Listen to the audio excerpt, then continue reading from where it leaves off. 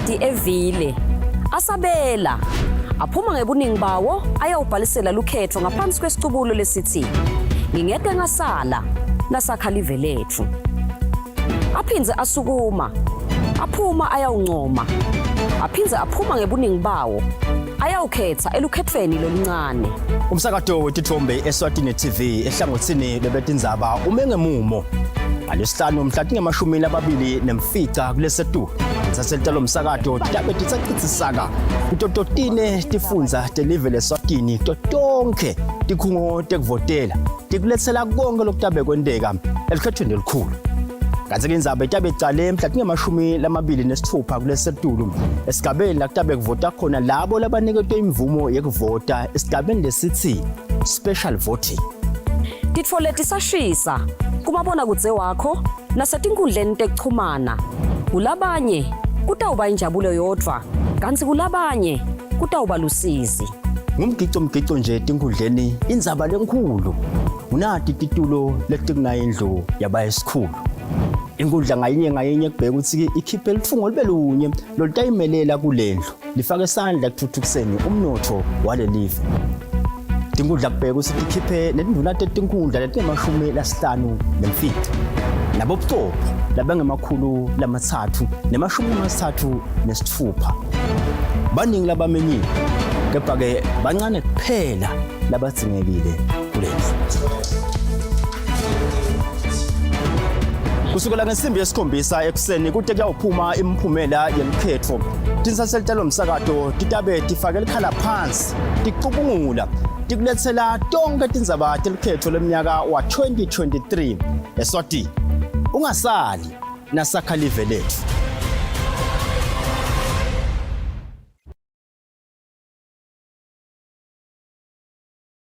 Vibes from Moose. Studio One is back on your screens with brand new episodes. Brand new episodes.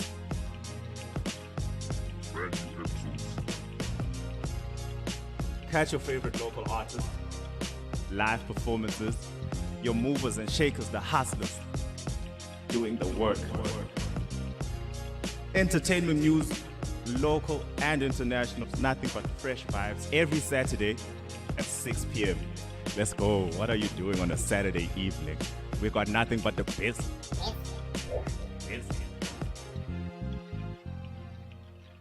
Vibes from Moose.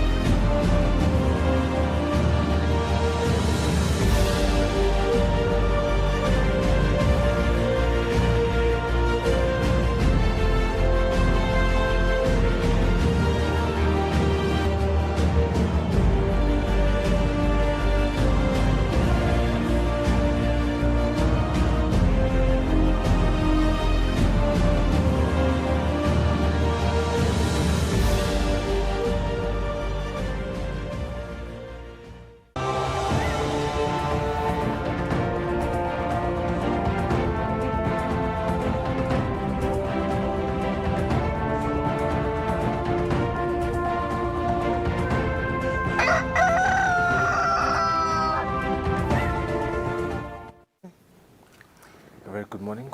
Siyakuvusela siyakwamukela ehlelweni Kusile breakfast show this Tuesday morning. It is the 26th of September.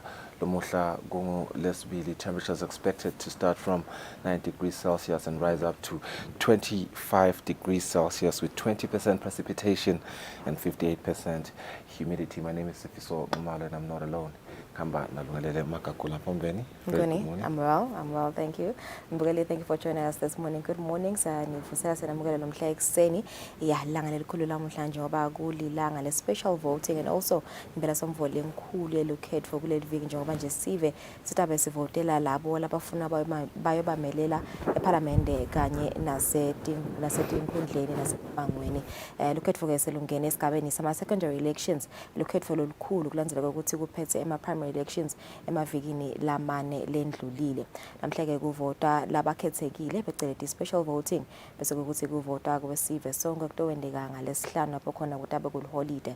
Umsebenzi ke welibandla lelikhetho for nemincele yetinkundla kwena nje siqiniseko sokuthi lokhetho lihamba kahle kusukela ekufundiseni sive kubhaliseni kude kuyofika ekuncomeni kanye nasekuvoteni. We joined by EPC Communications Officer Mbonisi Bhembe echazela nje ngemsebenzi lotabe wendeka muhla sibonile ke ukuthi vele konke sekumengemumo emavuso lapho khona sive lesikhethekile sitabe siyovota sivekele lesikhethekile sifaye ekhathi emaphoyisa emasotsha betempile kwana nathi nje sithi nithathele siyovota namhlangano sengesikhona kuvota ngalesihlanu ngoba sitabe si7 so sitabe sikhulumisana naye Mbonisi ukuva nje ngemsebenzi walomuhla ngafa 7. Kanzike njengoba sathi ukuthi lungelele elikhethweni, especially this year and the past couple of years, the focus has been inclusive elections. Lokusho ukuthi sifuna involvement yabantu labakhubatekile, involvement yabomake, yabobabe, nebantu labasha kanjalo ibe equal, ibe fair, and bonke bantu bakhona participate. In that backdrop, lomuhla no different development, rather sitawubona a national youth in water indaba abantu labasha batayo bafundisa kabanti ngetindzaba temandi tabibanjelwe lapha Hilton Garden Inn today, the 26th of September 2023. Kanzike sitawutfola lapho ukuthi bantu labasha batayo bafundiswa ngetinto letinyendi kakhulu lokutabe kuyi occasion that will mark a pioneering endeavor within the country and is expected to garner considerable attention and interest among bantu labasha and relevant institutions. The National Youth in Water Indaba has targeted youth in the following sectors and organizations, but not limited to these organizations and sectors. Banje kutabe kunabantu labasha lababuya UNESCO, lababuya Eswatini National Youth Council, the Climate Change Youth Parliament, Eswatini Water and Agricultural Enterprise, Eswatini Water Services Corporation, Iltigole Teblima, Komati Basin Water Authority, Inkomati and Maputo Water Coast Commission, Global Water Partnership, Ministry of Commerce, Industry and Trade, naletinje dinhlangothi kanzike Chief Executive Officer of the River Basin Authority Sindim Timkhulu tasichazela kabanti ngayo le water indaba le focus kuphakamisa bona abantu labasha later on the show. Right, asibuke nje ihloko lethamba embili lo muhla kungesibili.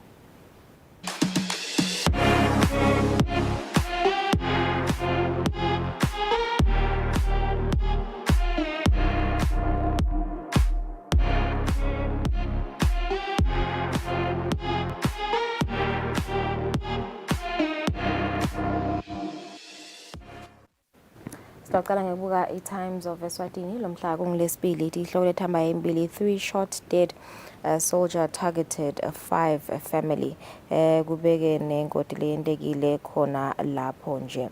Kuletinye ithamba embili move to ban plastic bags 7,500 stand to lose jobs. Manufacturers, recyclers of plastic products run to court to stop government from implementing regulations. You'll find that story on page 2. Kuletinye thamba embili Mdladla says EBC like beautiful car without engine. Letinye thamba embili Benjamin invade church, rob members, 1 person was stabbed. The leading story in an unprecedented move, solid damspool for South African Leopards. Ex-South Africans under-20 national team coach walks out after big derby setback. But again, in the wake of Mbabane Highlanders' defeat by Mbabane Swallows in the Momo Cup derby, coach Solomon Soli Lubengo stamina speaks volumes. Kanzike Lubengo has dumped Mbabane Highlanders for South Africans Black Leopards. An interesting story that is. Tambuti settle Birds 30,000 Emalangeni name appeal. This one speaks to defunct MTN Premier League side Itambuti that have returned the 30,000 Emalangeni paid by Mbabane Swallows for the services of Banele Neymar Shongwe. On another one, Birds target back at Downs. Denver Sundowns prodigal sons Pamandla 24 reasons Masego is back with the team. Those are the leading headlines. Good day, Milalo, Times of Eswatini. Asgena sibuka Eswatini Daily News kungilesibili leto ihamba embili. Thunderstorm, heavy rains alert. Online weather service predicts thunderstorms and heavy rains on Wednesday, September the 27th. Kwelinye Tamba embili, court clerk allegedly used threats to extort money from businessmen. On page 6. Kwelinye Tamba embili, SADC meets electoral stakeholders ahead of polls. Eswatini Daily News, it's still the leading story. Soli quits boo for South Africans Black Leopards. Mbabane Highlanders head coach Lubengo has quit the club to rejoin his former South African team, the Black Leopards, as assistant to Malawian mentor Peter Mponda at the Motsepe Foundation Championship. On another one, Birds put goalkeeper Qiniso Nyawo on ice. Found on page 21 is the full story on that one. Once again, Chelsea must grow up like a team. Gusho Kochwayo Pochettino. Found on page 10 of Eswatini Daily News this morning. Malito star bahlelo market yesibuye netindzaba teSwati.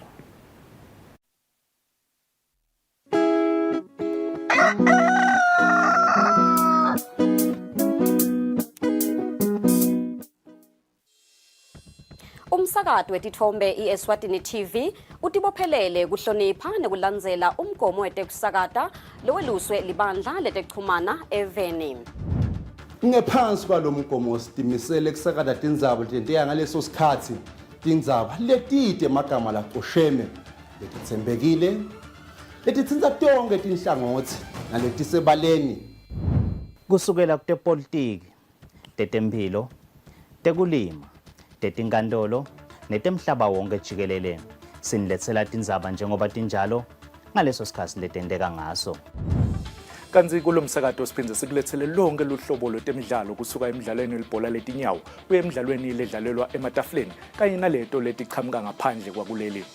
Leti tindzaba lotiletselwa ngumsakazo wetithombe iEswatini TV.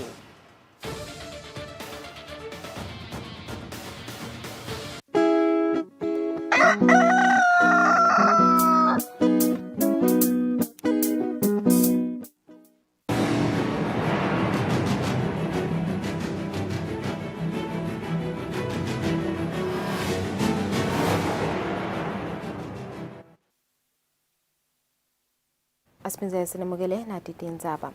Bapalanelo omkhulu etiko letekulima Sydney Simelane uthile litiko selihlolela lungisa letingatulu kwamakhulu lamabili lesetilungele kungena emasimini tilimele balimi. Simelane uthi ihafu yabalimi lababhalele lihlelo lokubanjiswa nguhulumende ngetimvo tekulima sebavele batitfolile timvo tabo sebalungele kulima. Kude kuthuthuke tekulima lapha eveni, balimi bakhicite nekudla lokwanele, kunciphe kudla lokuthengwa ngaphandle kwelive.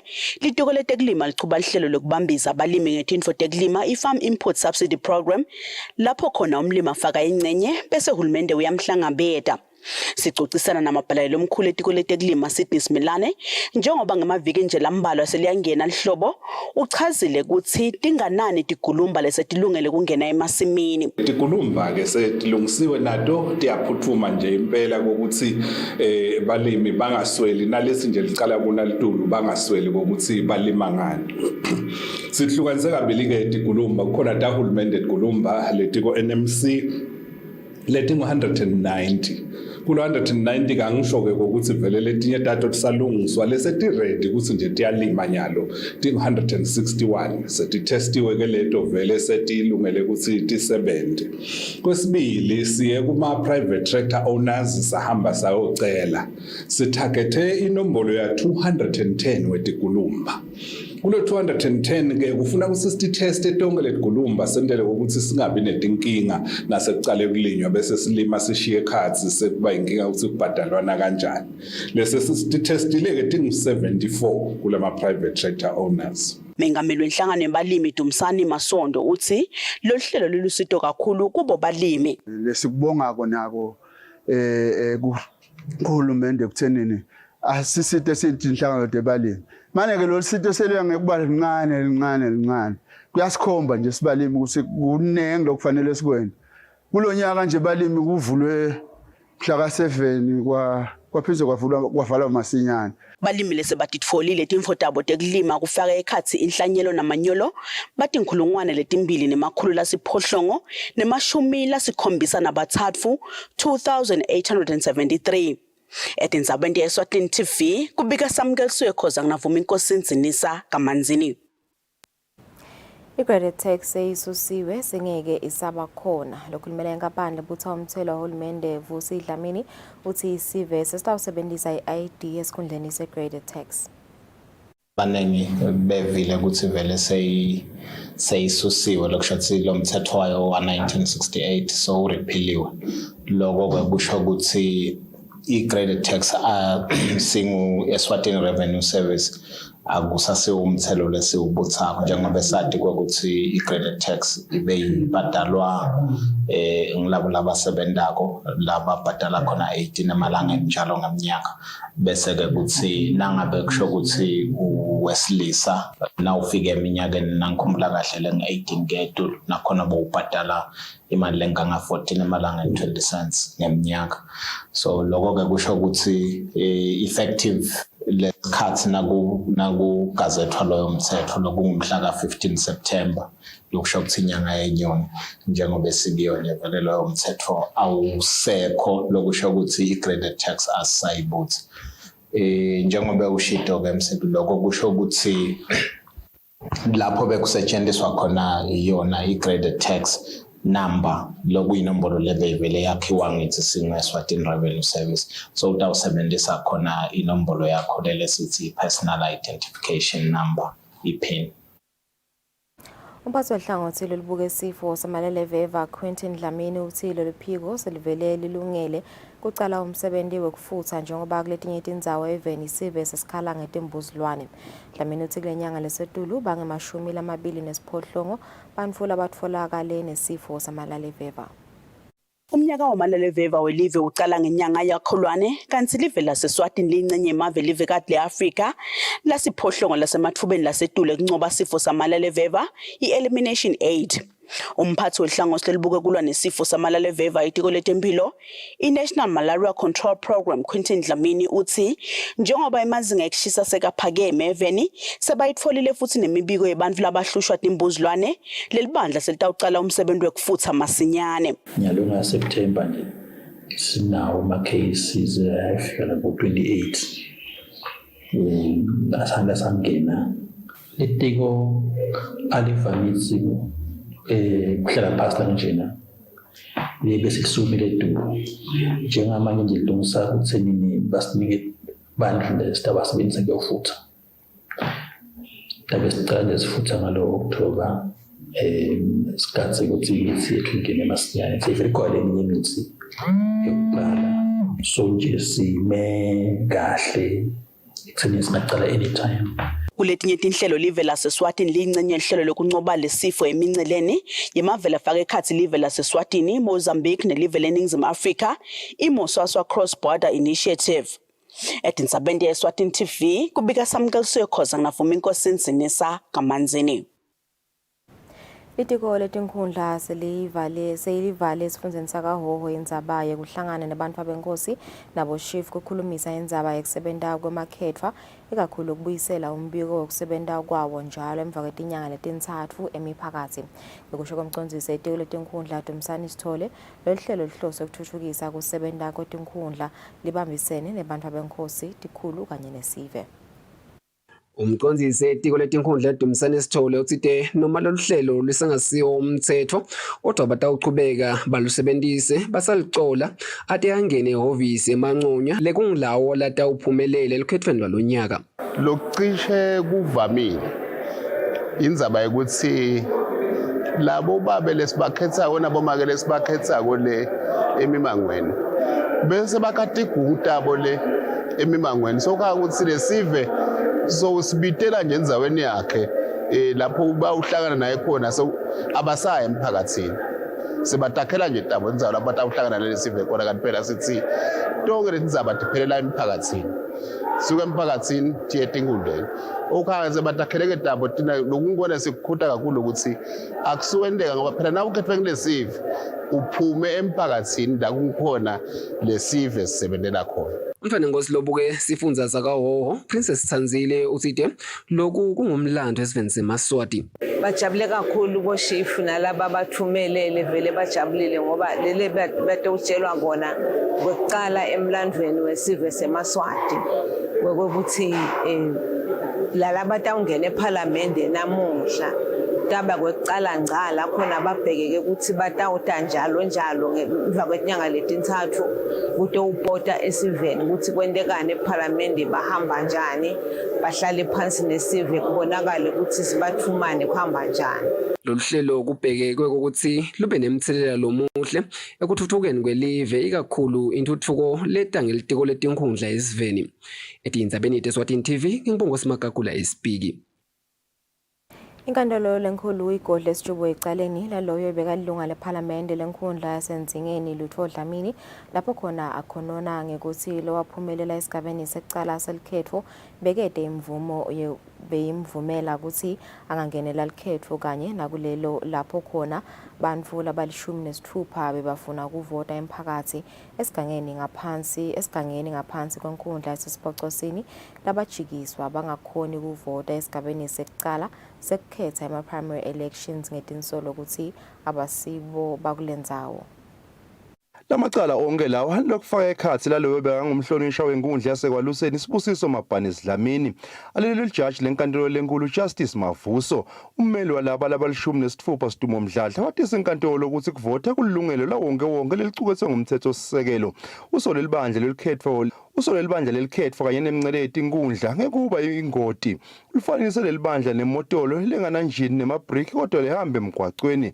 Mdladla uthi indvuna leyajikisa lapha estation sekuvotela kude lapho iphika khona ukuthi yakwenta lokho ngakho kusho ukuthi laba bavimbeleka ukuthi basebenzise ilungelo labo lelicukethwe ngumthetho sisekelo nje lelikhetho kanye nemnceleti inkundla lathi inkantolo ukuthi noma kulungelo lawonke kuvota kodwa kunemthetho lekumele ilandzelwe.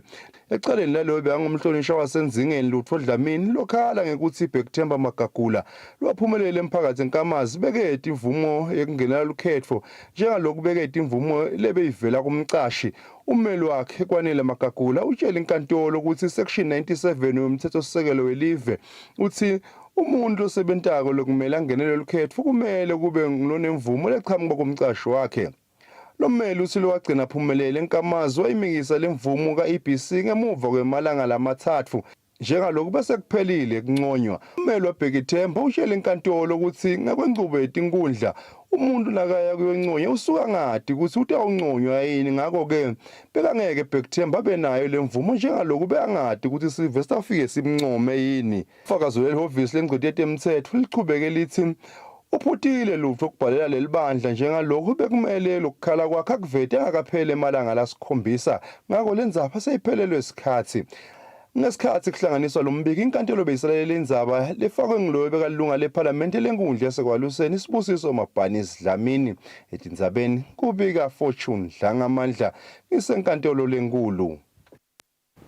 Umsakazo wetithombe Eswatini TV kanye nelibandla le-Church of Jesus Christ of Latter-day Saints basuse umkhankaso wokunikelela abantwana betikolwa temabanga laphansi labede ticatfulo tesikolwa letingemakhulu lasihlanu. Letikolwa tifaka ekhatsi saseMangwaneni eZulwini Community Primary School kanye nesaseGalobamba Primary. Ibandla le-The Church of Jesus Christ of Latter-day Saints linemagatsha emaveni lalishumi nakutsatfu kanasitfupha lakuleli. Lebekatse bakuleli ukutochuba lomkhankaso walelibandla kanye nemsakazo wetithombe Eswatini Television Authority mu-Elder Centrist Scott kanye na-Sister Centrist Loretta. We do things that we would think that Christ would do. We try to help the needy, help the poor, help the infirmed, and not so much by just, we do donate, but we also have a big initiative where we help people learn how to take care of their lives. It's called self-reliance. That will touch a lot of lives, that will be able to help some children that really need these shoes, and we're really excited to be here. So thank you. Umphathi womsakazo tithombe Eswatini Television Authority Mlamuli Dlamini lokhuluma lo msakazo nomcebo Malinga ngayena thishela lomkhulu wesikole sasemangwaneni Sibusiso Nkambule babonga leli bandla ngekunikela ngale dicathulo. It's one of our core values, just making sure we are responsible member of the community, exactly. Right? So well, when you came up with this, we really jumped on it, right? Because it's very much aligned to what we want to do in the community. Yeah. Laba bantwana besikolo babonakala ukuthi abanye bakhona impela mabahamba esikole noma basuka emakhaya abakagcoke ticathulo letiphilako letinye takhona disabile and kuvisana buhlungu ubona bamfana mangabe baswele kanje. We service a very poor environment or rather community. Yeah. So we see children who are hungry every day. Lelibandla le Church of Jesus Christ of Latter-day Saints lithi inhloso yalo lenkulu kwenta abantu ukuthi bakhona ekudimela empilweni. Labaholi balelibandla basakule stage batfola lithuba lekwatiswa kabantu ukuthi sisebenza kanjani. Tindzabeni kubika Fortune Dlangamandla nginasebenele umthetho asesembabane.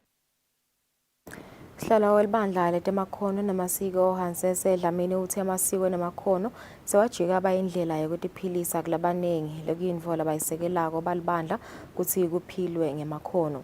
Abekhuluma ehhotela lasesibane ngemsombuluko ngesikhathi kuvaleliswa abahlabeleli bemculo we-country and western music boDusty and Stones labayohlabela event lemelika.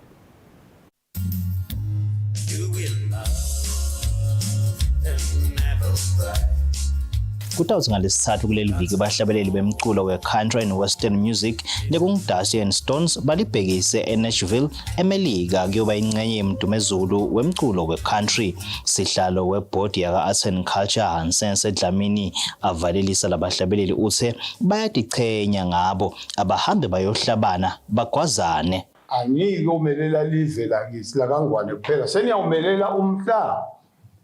Kephana ke umntwanakho nakahamba sonke isikhathi kufuna uthusho uthi mntwana ubothi phatha kahle. Lo sabambe kuba ngimabhalane lomkhulu etiko letemfundo naNiki Mnisi ubonge ye-Arts and Culture ngokusekela labanemakhono yeveni. Sithatha ngekuthi ke lokubahamba batawubuya baphinze banikela abanye lemfundo labayoyithekela embili batawubuya baphinze bayikhombise nalabanye futhi balingani babo kude live bese liyakhona kucecesheka seliyaphakama. Dusty Simelane uthembisile ukuthi batawuphakamisa umjika welive njengoba sabamelele live neAfrika yonkana. Sisibonge nje ebandleni laka-Arts and Culture le support lesitholako sithi abaqhubeke bayisupport iart kangwane. Nebafunzi bakuleli labagisa sibhaca umiso nabo Capho liyavutha nanabo ke batawuchuzelana ku Spring School Festival eCape Town. Sinathi lezi stuff esifunzi emaculture amanye ama njela South Africa kusi yinto lana bayenda eziculture kuphilisa. Inhlangano yaka-Arts and Culture ithi itawenda lokusemandleni kusekela labanemakhono eveni kude baphile ngawo nemasiko elive yaphakame. Kubika Giyani Msibi ngasimuva Shongwe sisesibane ezulwini. Imvotsa leneminyaka lenge-53 nakuthathu yakalomshiyo enthonjeni idubule yabulala tihlobo tayo letintsatfu. Lungile Dlamini longulomunye walabasinze ngekulambisa kulokuhlaselwa kwalomndeni uthi kulaba lababulewe kufaka ekhathi itsatse wabo lomdzala umnakabo kanye namake wabo lobe angafuneki ekhaya kakhe. Morris Dlamini lolisotshale lisebentela ephocweni udubule wabulala tihlobo takhe letintsathu ngendzaba yekubanga umhlaba. Dlamini longumntwana entfombi utse ngekudubula letihlobo takhe wasewushisa netimoto letimbili i-Range Rover ne-1 Series BMW. Lungile Nkosi lokhulumele umndeni utsite lendzaba yaqala uma kushona babe wabo. Soja Zini makhaya akhe la ithupha lifuna lekhaya labavele la kuhlala make ngumfowethu wababa lamthatha izini sibani bana basemshadweni because kube nekugabana conversation nekugabana vele ukujukana ukuthi because baphume ngathi uthreat nje make endleleni wathi utamthethe utamncuma namhlanje utamncuma so bakwata vele bomnakethi hi ongemalanga sinama-peace orders kude lesite kona emaphepha sinawo ukuthi tinganelo tisilamulile nabo chief bangisilamule but they don't want to comply bayithuku babami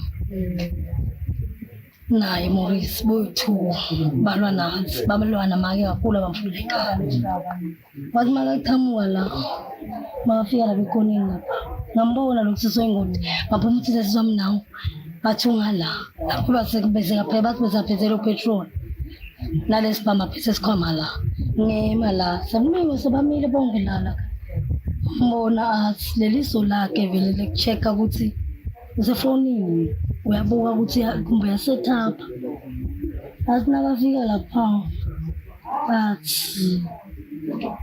uthi mina asuke siswami lolo shoni umduli bemela lapho athi-ke siswami buya la Stockholm ithi unjani ngosibuye Stockholm sihlaleni phasi bebabeka la sikhwama ngibone bhuti amasuka ngimatubane edadla nakathi udala sibambane na izingene la ngakhathi soyiphu sibinge ngive sikhala sibamba ngitsawo yangena ngizama indlela yokuthi ngidifihla kuphi la ngakhathi kude bekangifuna athi funa lokile Lo msola uthenge kwenta lesigameko watimikisa enkambo yamasotsha ensingizini kumanje sewuvele usetandleni tawo emaphoyisa etindzabeni Eswatini TV ngiyangibonga usimagagula kalumshiyo enthonjeni.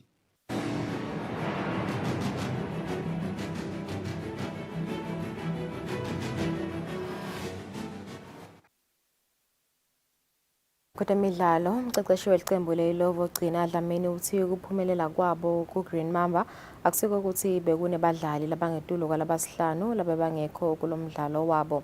Abekhuluma ngemuva ukuthi iqembu lakhe lincobe ku-Green Mamba ngemagoli lam3-1.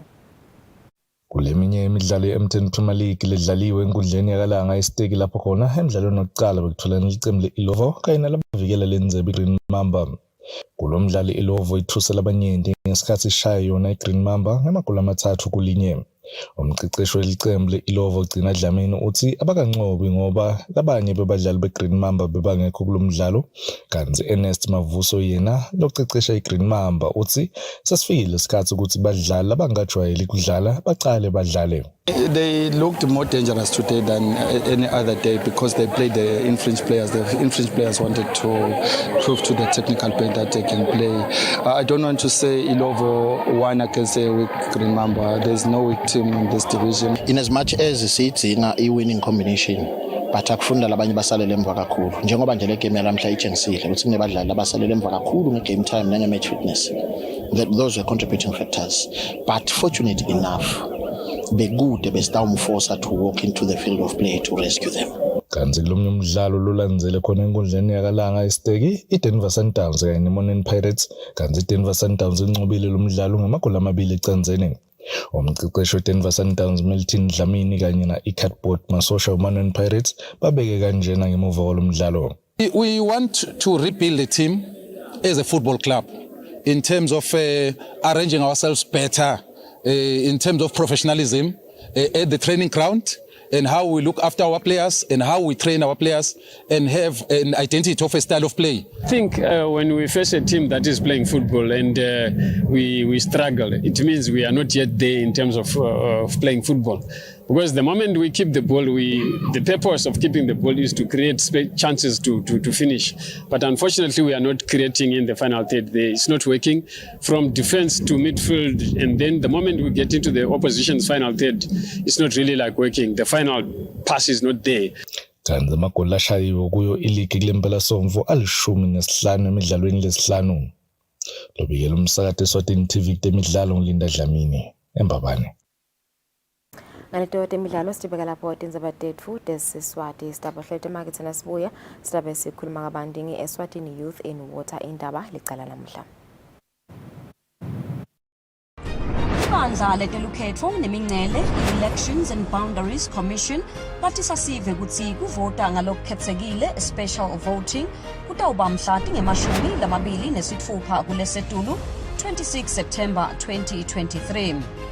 Kanti lukhetfo lolukhulu lona lutawubanjwa mhla tingemashumi kuLesotulu 29 September 2023. Ngete ngasala nasakha live letfu.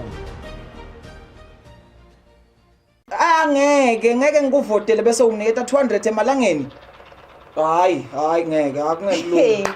Liphalishe iqiniso siyalifuna kepha kube kuyangami ngabe sawukhetha nabantu labatawuletha lushinjo balethe inguquko umuntu lo tawuthi bantu labasha mmango wakithi manifuna kuphila manifuna liphalishe nakule kufuna nikwenye hayi ukuthi umuntu utasinika liphalishe utasinika masekangenile sitawusala sibe yini Ezehle ushaya yona wena sibamvu labasha mhla ka29 asambeni siyawucedzela naku lesakuqala siphume ngetinkhani siphelele simake sure ukuthi siyavota ummango wonke sambeni kuma secondary elections sikhethe nangumuntu wenhlitiyo yethu masingakhetha kahle singabe singcobile mngani hayi la basinike amapalishi bani labatasifundzisa ukuthi lipalishi ulakanje njani uqisile mngani yemngani amasambe Nkosi yami nayi nale khumbi yasemphakathi seyifikile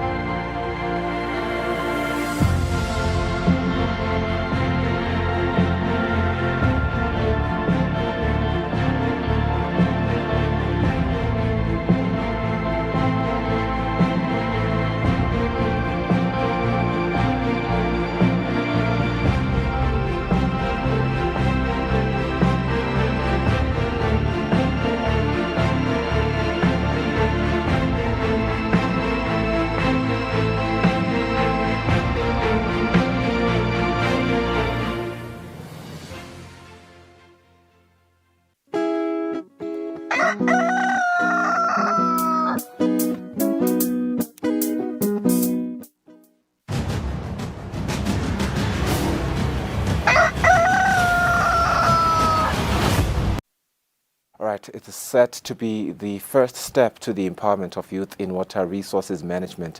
It is happening today at the Hilton Garden Inn.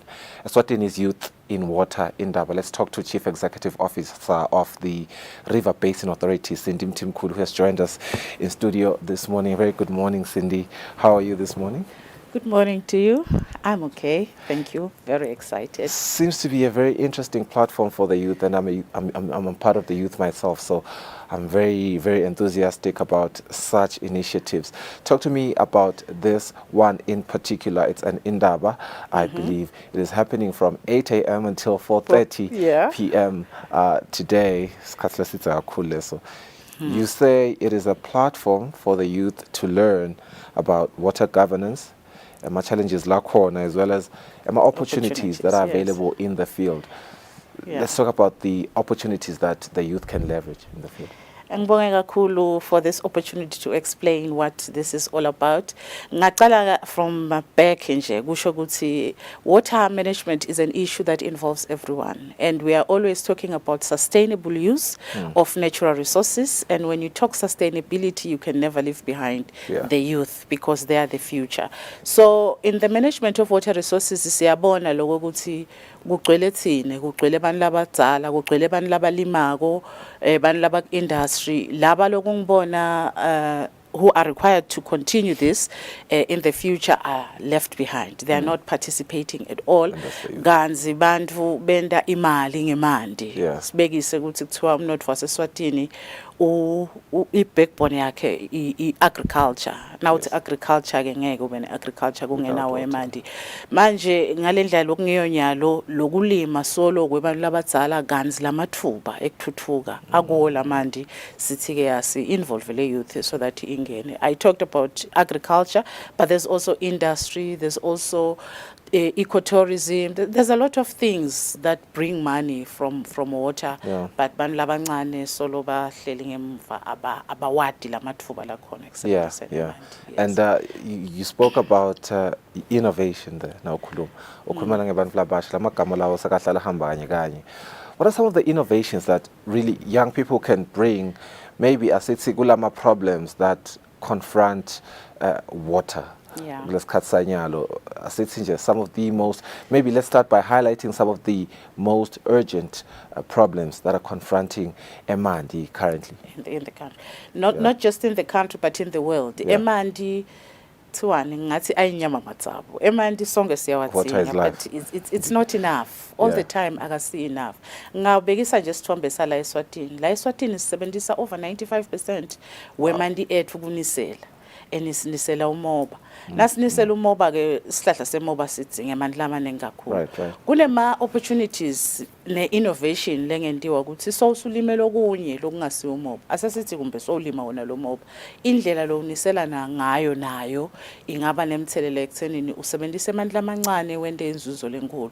Kunetintfo letinye lesiye sitizame la uthola ukuthi le system yeke ukuthi kuniselwa njani sithi kudulile kanzi kulamanye emave siyabona ukuthi bantu bakhathi indlela ukuthi uthole lithonze nje lemanti leli continuously lehlale la kuleti imphansi talesihlahla uthola ukuthi awudzingi kunisela ngemagaloni kodwa usebenzisa emanti lamancane. Siphindze sikhulume ke ukuthi simo semandi lokho sekwaba ne-climate change seyinkinga leyo.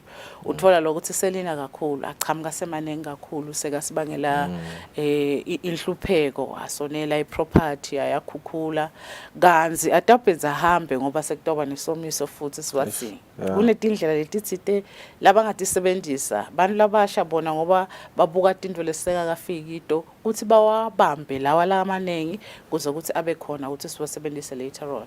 Kodwa ke kunaletinye indlela futhi uthola ukuthi kunamathuba lamasha baye bathi kulamanye emave usebenzisa ngisho uwona lo moya ukuthi wakhe emandi condensation bantu labasha bayayathi lo process leyo labayifunza ka geography lokusho ukuthi kunetindvo letithite labangadenda if ubuchwepheshe bukhona ukuthi bende lo. But most of the innovation ngekubuka kwami is more on the social aspect, mind change. Ngoba emandi nje wasebenzisa ekhaya wamosha ekhaya, there's a lot of things longadenda ukuthi ungasebenzisi lamaningi emithoyi ekuwasheni imoto ekuniseleni emakhaya nje sisasebenza. There's a lot they can do. Quite interesting because this is all happening in the backdrop of we just saw the United Nations General Assembly bakhulumisa Sustainable Development Goals. We know that SDG 6 unama indicators lamaning that since dona tinzaba demand bantu labasha nabo beba empowered. I think around April we saw UNESCO and the United Nations bahlanganisa bantu labasha for empowering them on such matters. That is really commendable to see what you guys are doing in Eswatini to make sure ukuthi nelivela kangwana alisalele emuva kule tinzaba leti. Sendi kunenzaba lenye interesting kakhulu, the Youth in Water initiative set to be officially launched today. Yini the Youth in Water initiative? Ngiyabonga kakhulu. Youth in Water sidama ukuthi sisebende kanye nebantu labasha ekumanageni emandi. Nitawukhumbula babukele ekhaya ukuthi si-Joint River Basin Authorities sithunywe ukuthi sibuke kusetshenziswa kwemandi kweyonke imifula. Kunemabandla lakhiwako, kunebantu kune-decentralization le-involva bantu labasuka le phansi la kusetshenziswa khona imandi le kufanele ukuthi babuye bakhethe incumo dekusebenzisa imali.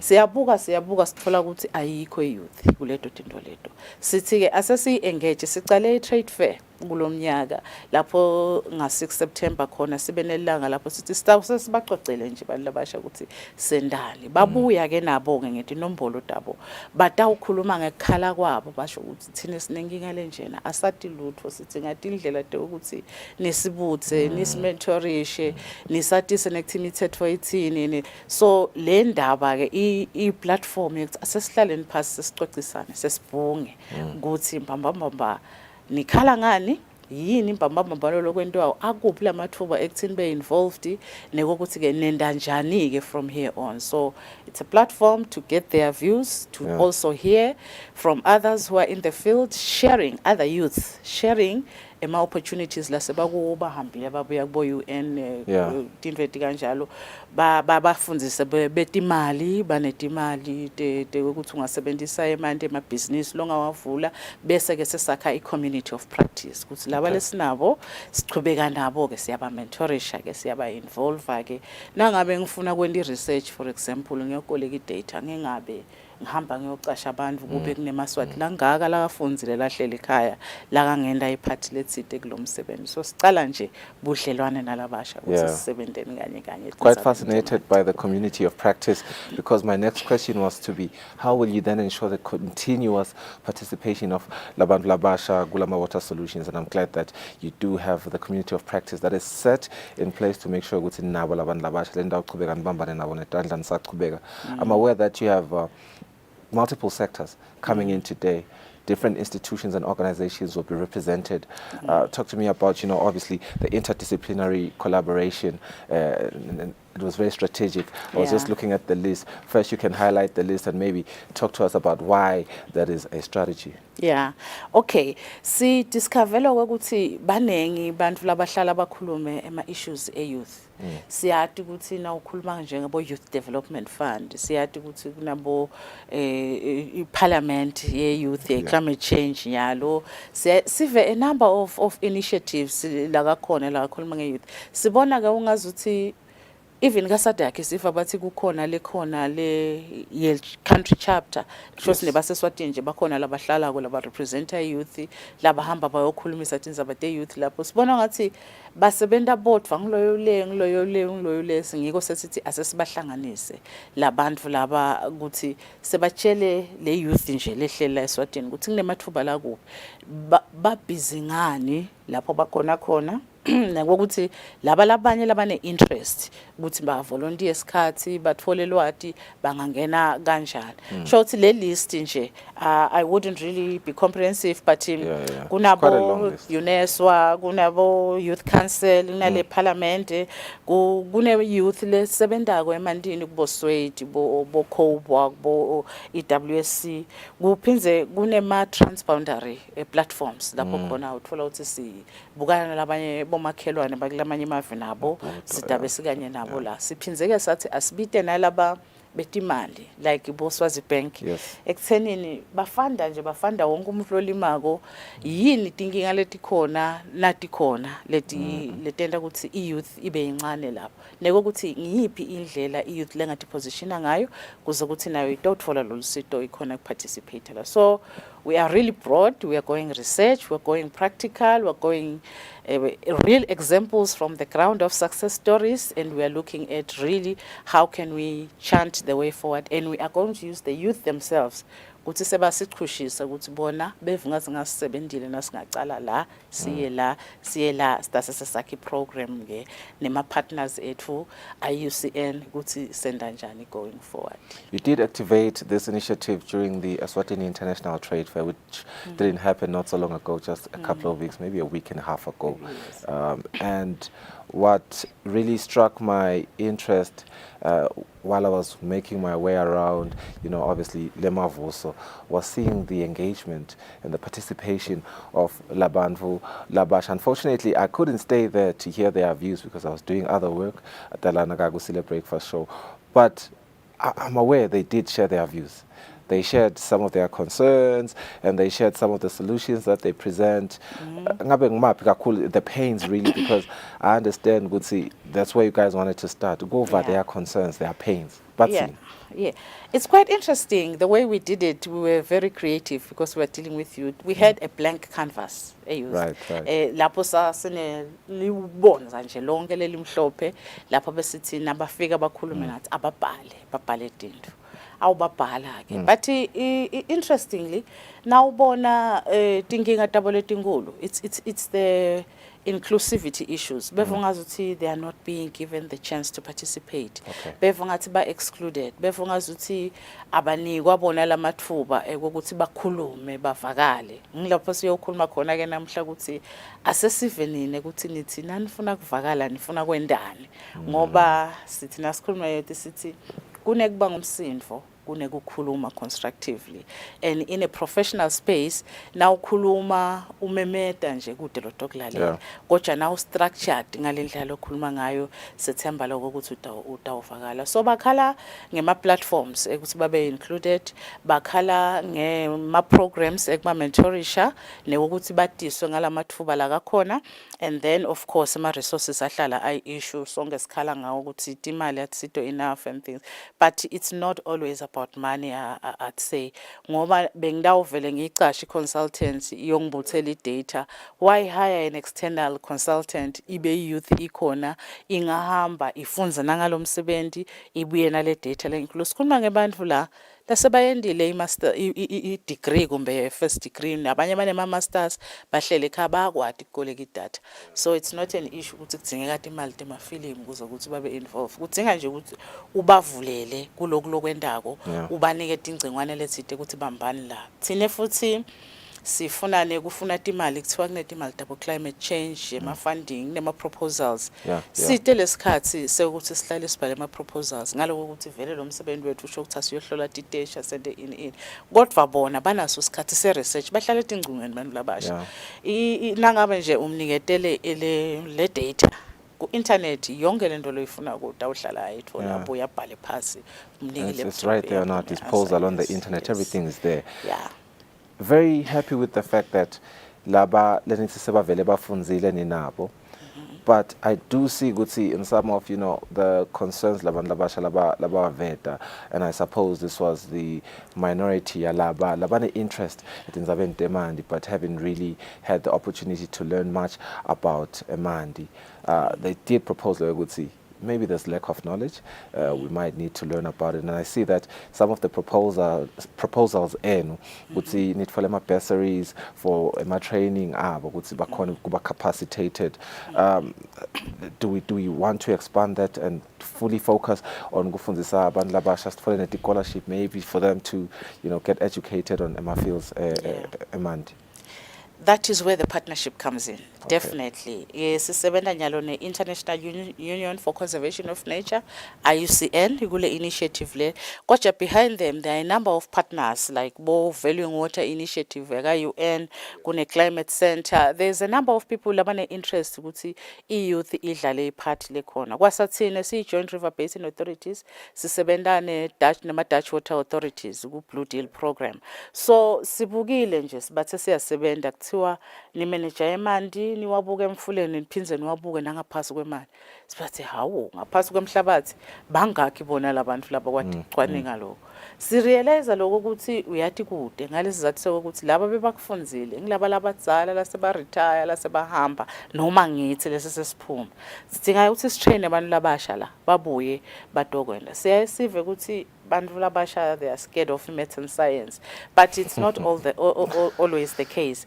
Uthola ukuthi bakhona laba few labe bangadi lokho ukuthi uyathi kuneligolide na ufundzele indzaba temali ngoba emanda kaphuphi lo wafundzile namuhla 20 years later ubuchwepheshe bakho bohlala buthingeka nalendweke ukuthi imisebenzi ayisatholakali kule space semandi kunalendweke ukuthi vele lo lwati lwakho liyodzingeka bawuhlala bakulanza wena ngokuthi bafuna kubhala iproposal bafuna ini so sifuna kwakha iprogram ke kusukela namuhla sinabo lalabasha ngishito ngathi kune portion lapho batasinike navigate indlela bona ukuthi asiyephi. Sethembe ukuthi from that program we will then craft proposals ukuthi labanye bagcine basesikolweni, labanye ba focus ba featherishe, but most importantly send even projects laga real laga demonstrator kunawuthi nje climate adaptation, increasing resilience. Uyakhuluma ngemlomo lo kodwa ukwenta ngcono nangabe udemonstrate ukuthi nginisela ngemali lamancane izuzo yami inkulu imarket ikhona kukhona konke lokho bona mbodi bakhile structure akufiki letinto letifanele tiyothengiswa asesisebenzisela labasha ke bakwende ngalendlela le exciting. Thola ukuthi umehluko utoba khona. Let's talk about today's program. I'm actually looking at it right now as we speak. I do see that obviously there will be registration of participants from 8 to 8:30. But then the opening remarks, we're now getting into Lechus Ngoba. Sasasibona letikhulumi talo lihlelo lwenu lwalamuhla, and quite a span of topics that you'll be covering here. And I think lokuhla khulu ngilokubona the youth representation in terms of lama speakers baninga khulu bani labasha len babekelela, but we also do see some of renowned names. Talk to me about this program. Ngiyabona indlela le strategic ngakhona. Okay, asangithi nje sicala ngeku setha le background. Nase trade fair simangele ukuthi bantu labaningi abathi nalokuthi kusebenzisa imali kunemthetho lo governishako lo.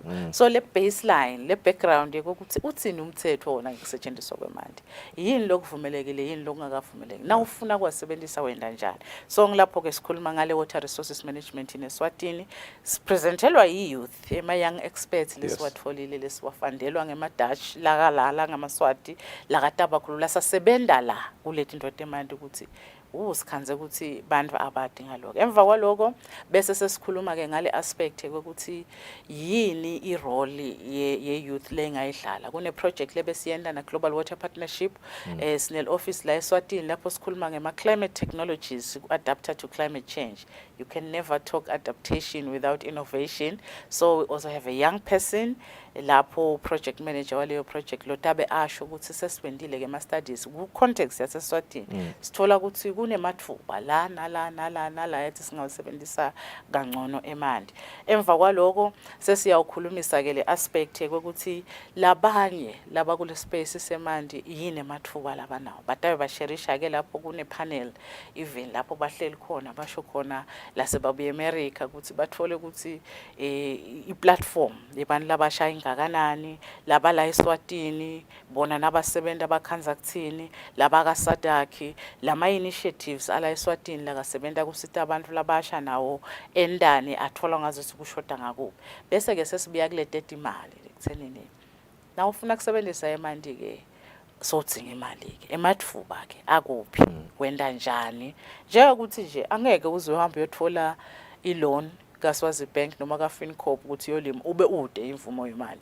Those things are important ukuthi youth yadi ukuthi uqala ngeke-applyela i-water permit bese ke sekuba ngile aspect ye-way forward nalokhu establish a community of practice which will all be led by the youth themselves, but ifake ama-grouping ba-prioritize ke the key issues out of le list yabo yase-trade fair sebasho ukuthi asicaleni lapha, and if we can go this way sihamba siyaphi sitawuze sibe nayo ngisho nelink ukuthi labafuna kuchubeka nathi ke kusukela namuhla ba-register ke kulenye platform sesiba ne-database ekuthi ema-skills alapha nasidinga sitolo njena likuphi enastendeli thine sodwa siyadinga labanye lesisebenta nabo labalitsingile lo sithi ababadi ukuthi bakuphi labantu labasha. So siyethemba ukuthi nasesinale database siyakhona ukuthi si-sharishe nalabanye. Maybe there's another exciting element ukuthi you start small but immediately lento yakho iba ne-interest. For example lokulabe sikwenda trade fair nalesikwenda namuhla kanye na-IUCN because sisebenta nebantu laba international.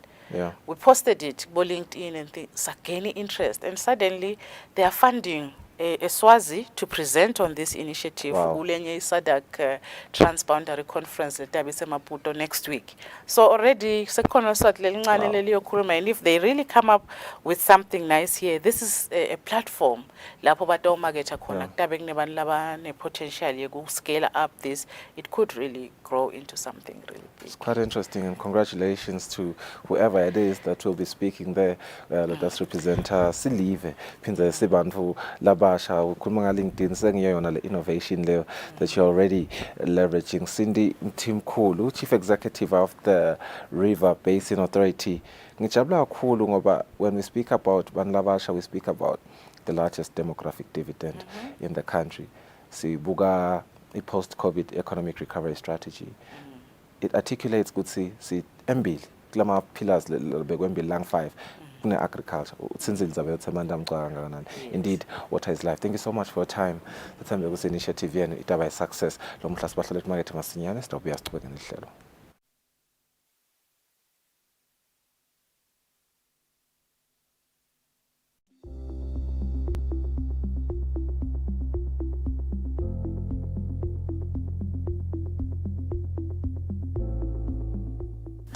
Bongosi egameni lelibandla letelkhetho nemingcele tingudla ngingusihlalo walo libandla sihlanganyela nesive malangeni lamahle kuhalalisela ingwenyama inkosi yethu inkosi Mswati wesithathu minyakeni lamashumi lasihlanu nakuhlanu kanye nelive longana kundiphethe wethu ukuthi lo lingana nabo netinsuku tengwenyama letingu 55 nananathi sisive seMaswati sina leminyaka ilengu 55 sesikhululekile ngandiphethe.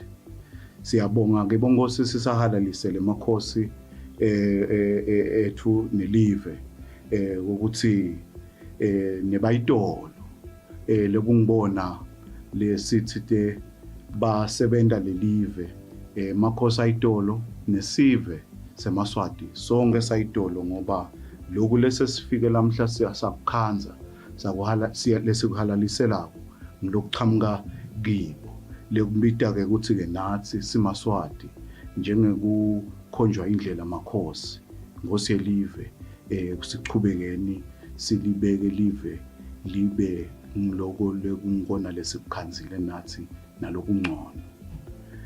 Maswati silibandla lelikhetho nemingcele sisahalalisele makhosi nelive ngandiphethe sijinga siphinze futhi siwabongele makhosi ngemsebenzi losedulo eveni welikhetho sisitengcile tigaba tokuqala lebesikito nyalo ke sekuseleke sigaba lesesisedulu ke ekungisona sona ke lesisitawu siniketa iparlamente yethu isinikete futhi emabandla enkundla lekuba ubuchopho ke lobakhiwa induna tetinkundla lekungibona bosihlalo bese ke nabobuchopho bemiphakathi benkundla labakha lobuchopho lelibandla lenkundla lekungilona lelisebenzisana kanye neparlamente nahulumende welive leMaswati wonkana. Bongosi emalanga umuntu akandlulise lokuthi umhla ka 2026 we special voting bese ulandzela ke umhla ka 29 September walolukhetho lelukhulu lukhetho lesibili lesongilona loluyifinal ngalawo magama amalangeni sikhutha lwandle sibongele live ebongosi bayethe wona waphakathi wona ungangezindaba bos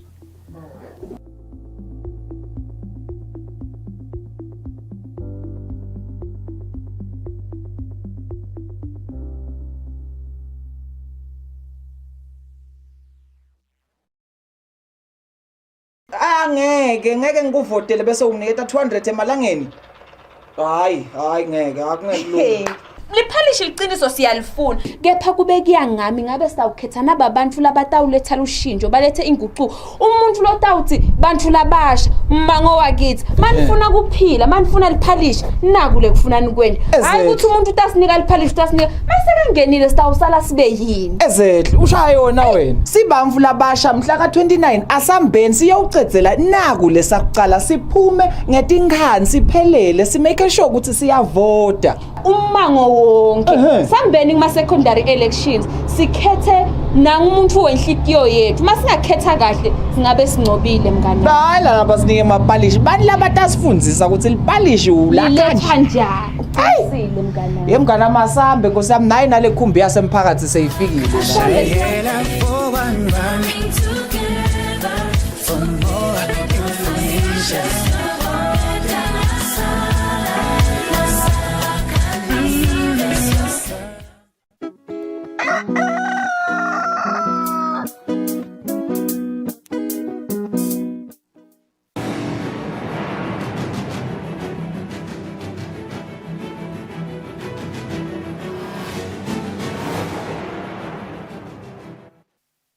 It's 7 a.m. Central African Time. Let's take a look at our English news. The Principal Secretary in the Ministry of Agriculture, Sydney Simelane, says 235 tractors have been tested and are ready for farming. The PS says over 2,000 farmers have collected their inputs. In preparation for the upcoming ploughing season, the government of the Kingdom of Eswatini, through the Ministry of Agriculture, announced that even this year, farmers will get inputs at subsidized rates. The PS says the ministry has tested 235 tractors that are roadworthy and ready to assist farmers. Government-owned tractors that are used by NMC, we have a total of 190 tractors, and of the 190, 161 have been tested, and we show they are up and running. And then private tractor owners, we have requested a total of 210 tractors, and we need to test these tractors before we commit them into the fields of the farmers. So at the moment we've tested 74, so we think hopefully by the end of the week we would have done more work so that we can cover all the farmers in the country. President of the Eswatini National Agriculture Union Isnawu, Dumsani Masondo, applauded the government for this program. Kuhulumende kuthenini asisite sithi inhlangano debalini manje ke lo sito selwe ngekuba lincane kuyasikhomba nje sibalimi ukuthi kunenge lokufanele sikwenze kulonyaka nje balimi kuvulwe mhla ka7 kwaphezulu kwavalwa masinyane. Currently, 2,873 farmers have collected their farming inputs. Reporting for Eswatini TV News, I'm Samkal Suekoza with Fuminko Sinsinisa Manzini. The graded tax has since been repealed. The head of corporate communications at the Eswatini Revenue Service, Kusile Dlamini, says instead the National Identity Card will now be issued. The Graded Tax Act, as it were, of 1968 has been repealed.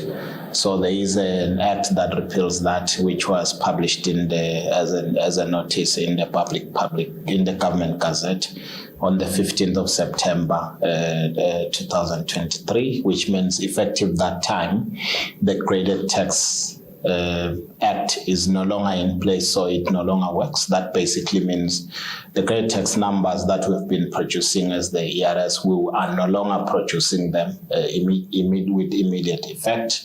This essentially means in places where the credit tax number was needed, the act itself that is repealing the Credit Tax Act says instead of using or requiring a credit tax number, you will then be required to produce a taxpayer a personal identification number, which is the PIN. The National Malaria Control Program will be starting with the residual spraying exercise soon. The program's manager at the National Malaria Control Program, Quintin Dlamini, says the country recorded 28 malaria cases this month.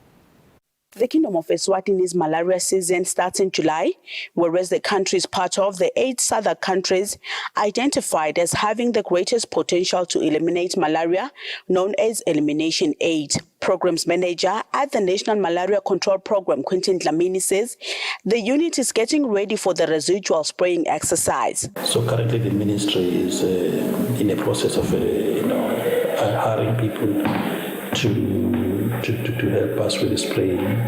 So our sincere plea and request to the public, particularly in the low-filled areas and of course in the northeastern part of the country, the populations there should be actually ready for us, that we can come at any time to spray all that we need from the leadership, the communities, the maximum cooperation, because with that their support we can succeed. Eswatini, amongst other malaria elimination projects, is part of the Moswasa Cross-Border Initiative, which is aimed at working collaboratively to accelerate from control to pre-elimination in southern Mozambique and accelerate the transition from pre-elimination to elimination of malaria in Eswatini and South Africa. Reporting for Eswatini TV News, I'm Samkal Suekoza with Fuminko Sinisa Manzini. Eswatini Television Authority and the Church of Jesus Christ of Latter-day Saints is going to donate 500 pair of shoes and socks to the less privileged primary schools learners. The pupils that are going to benefit from the goodwill are those from Mangwaneni Primary School, Ezulwini Community Primary School, as well as Lobamba Primary School.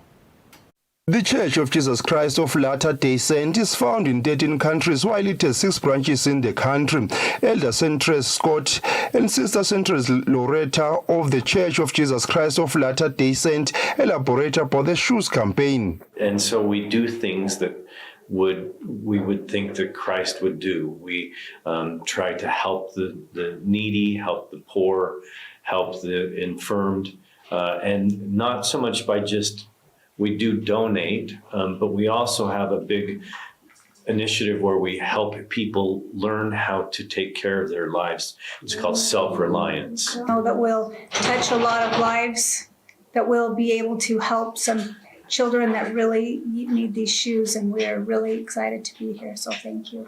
Eswatini Television Authority Chief Executive Officer Mlamuli Dlamini, Eswatini TV Senior Communications and Brand Officer Nomcebo Maling, as well as Mangwaneni Primary School Principal Sibusiso Ngambule have this to say about the shoes campaign. It's one of our core values, just making sure we are responsible member of the community, exactly. Right? So when you came up with this, we really jumped on it, right? Because it's very much aligned to what we want to do in the community. Yeah, it's such a pleasure and an honor to see these excited faces here today with us, as they can actually see and smell the brand new shoes. And we know that lives are going to change, and lives are actually changing today with this generous donation. We service a very poor environment, or rather community. So we see children who are hungry every day. The Church of Jesus Christ of Latter-day Saints hopes to empower people in order to be self-dependent. The church leaders also got the chance to tour Eswatini TV. For Eswatini TV News, Fortune Dlangamandla, Usabanele Msetwa Mbabane. The chairperson of the Arts and Culture Board, Hansense Dlamini, says culture and arts have turned out to be a way of living for many artists, which is something they encourage as arts and culture, that artists should live out of their art. Dlamini was speaking at Sibane Hotel on Monday, where they were bidding farewell to country and Western music singers Dusty and Stones, who will be leaving to perform in the United States of America this week. You will love. On Wednesday this week, country and Western music musicians Dusty and Stones will leave the country for Nashville, USA for a performance which is one of the biggest country gigs in that country. Speaking during their farewell, the chairperson of the Eswatini National Council of Arts and Culture, Hansense Dlamini, says the two must go and fly the Eswatini flag.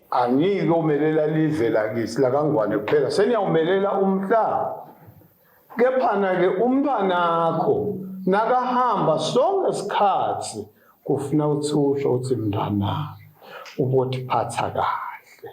The acting principal secretary in the Ministry of Education, Nani Kimnisi, thanked arts and culture for supporting artists in the country. Sithatha ngekuthi-ke lokhu bahamba batawubuya baphindze banikela abanye lemfundo labayo ithekele embili batawubuya baphindze bayikhombise nalabanye futhi balingani babo kude live bese liyakhona kucecesheka seliyaphakama. Dusty Simelane says they will definitely be at their best. Sasibonge nje ebandleni laka Arts and Culture le support lesitholako sithi abaqhubeke bayisupport iart kangwane.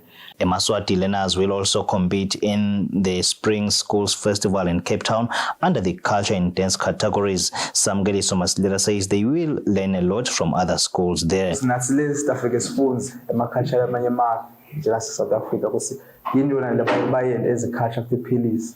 The Eswatini National Council of Arts and Culture says they will continue supporting artists in the country. For Eswatini TV News, I'm Kiani Msibi with Smuva Shongwe, Ezulwini.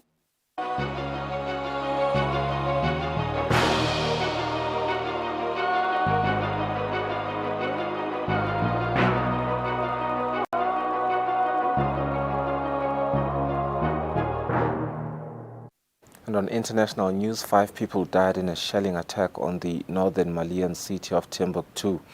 A local official said on Friday, updating an earlier toll. The killings come a month and a half into a jihadist blockade of the area. It started with a declaration of war in the Timbuktu region, announced early August through audio messages by the Al-Qaeda Jihadist Alliance, known as the Support Group for Islam and Muslims. Over a month later, it's clear that it was more than an intimidation tactic. Mali's military says 2 people were killed and 5 injured in shelling on Thursday afternoon. The town has been under siege for weeks, inhabitants are cut off from the rest of the world, and basic goods are in short supply. The market is really struggling at the moment.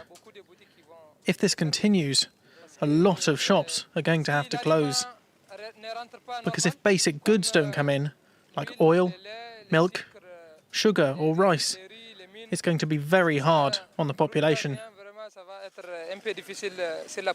The Niger River that flows a few kilometres south of Timbuktu was once a vital artery linking the city to other towns.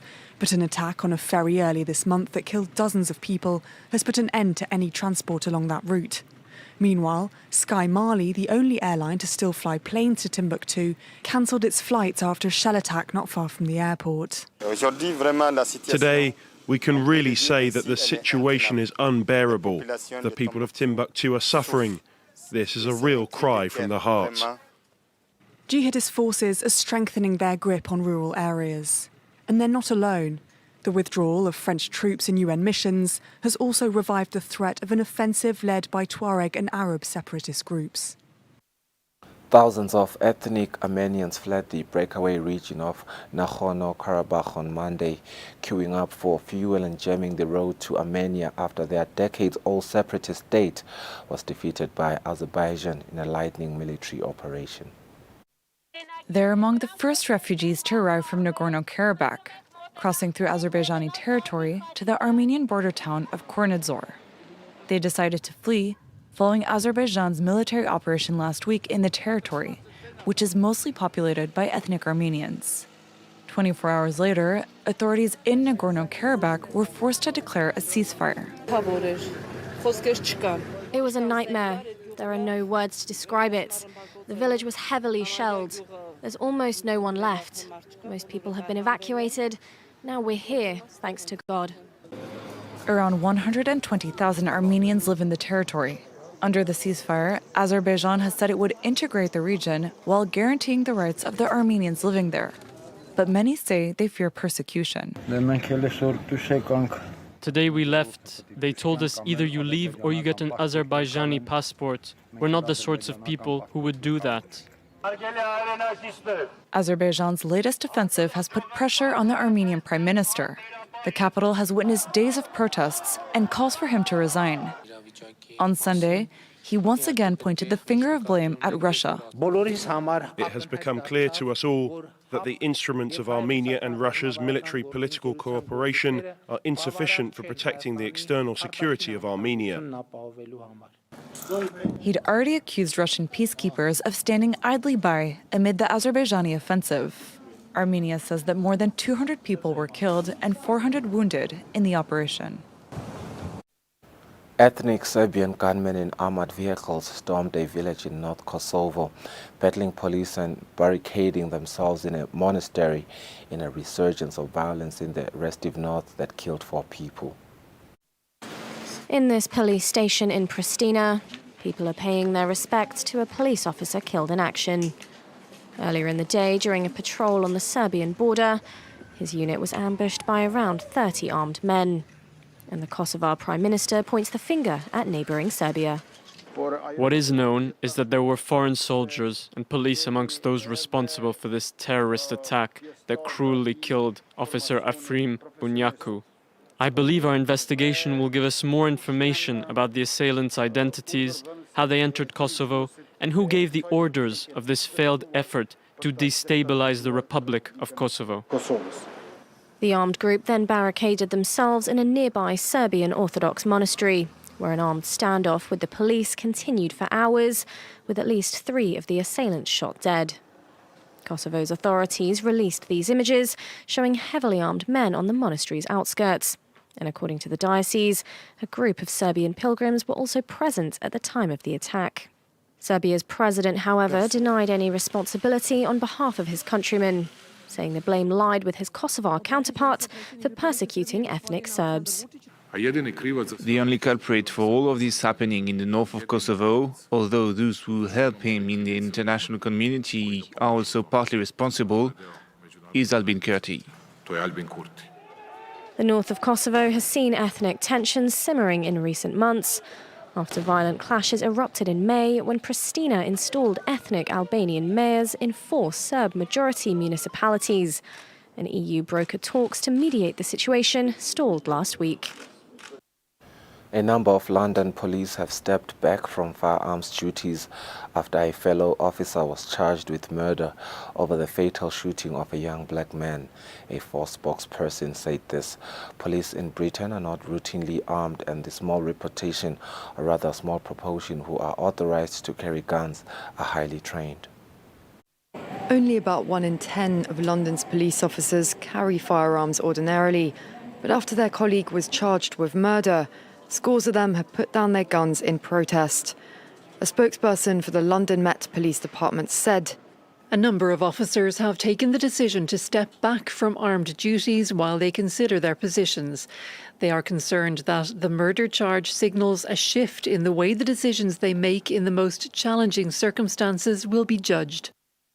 Chris Cabot died from a single gunshot wound to the head after officers in an unmarked vehicle pursued and stopped the car he was driving in South London in September 2022.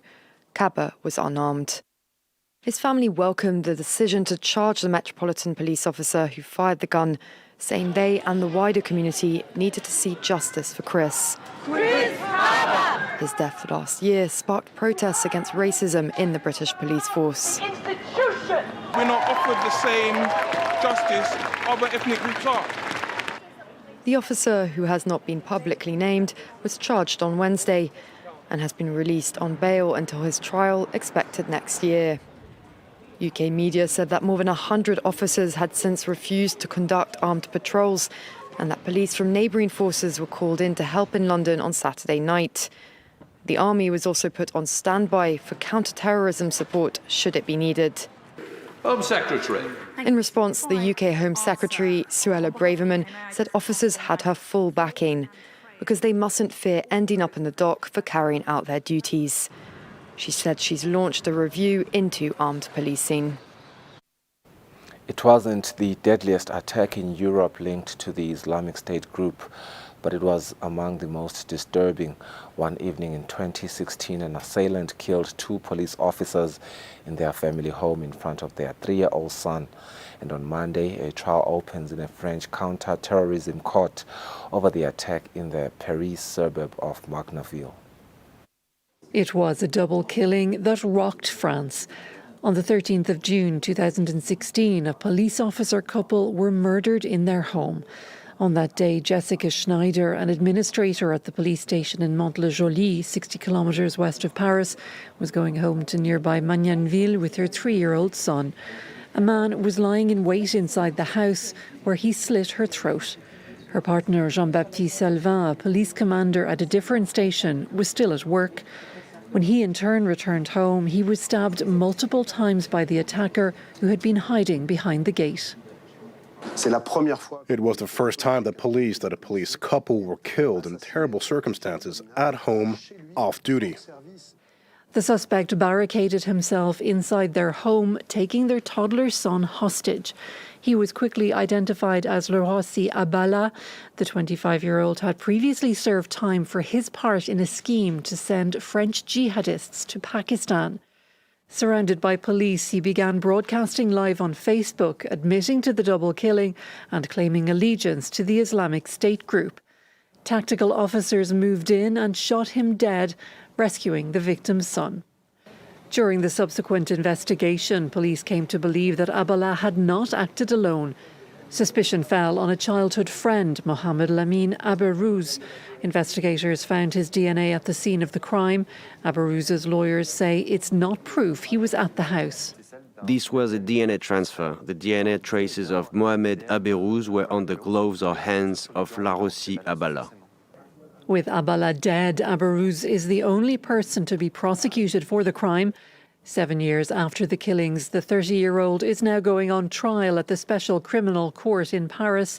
He could face life in prison. Sicilian mafia boss Matteo Messina Denaro, captured in January after 3 decades on the run, has died on Monday in hospital in central Italy, taking to the grave the secrets of his brutal reign. The 61-year-old had been treated for colon cancer while detained in a high-security jail in L'Aquila, but was moved last month to hospital after his condition deteriorated. Held by the Italian press as the last godfather. Matteo Messina Denaro was one of the country's most powerful criminal masterminds, spending 3 decades on the run. He led a life of violence and blood as the former head of the Cosa Nostra, the real-life Sicilian crime syndicate depicted in the Godfather film franchise.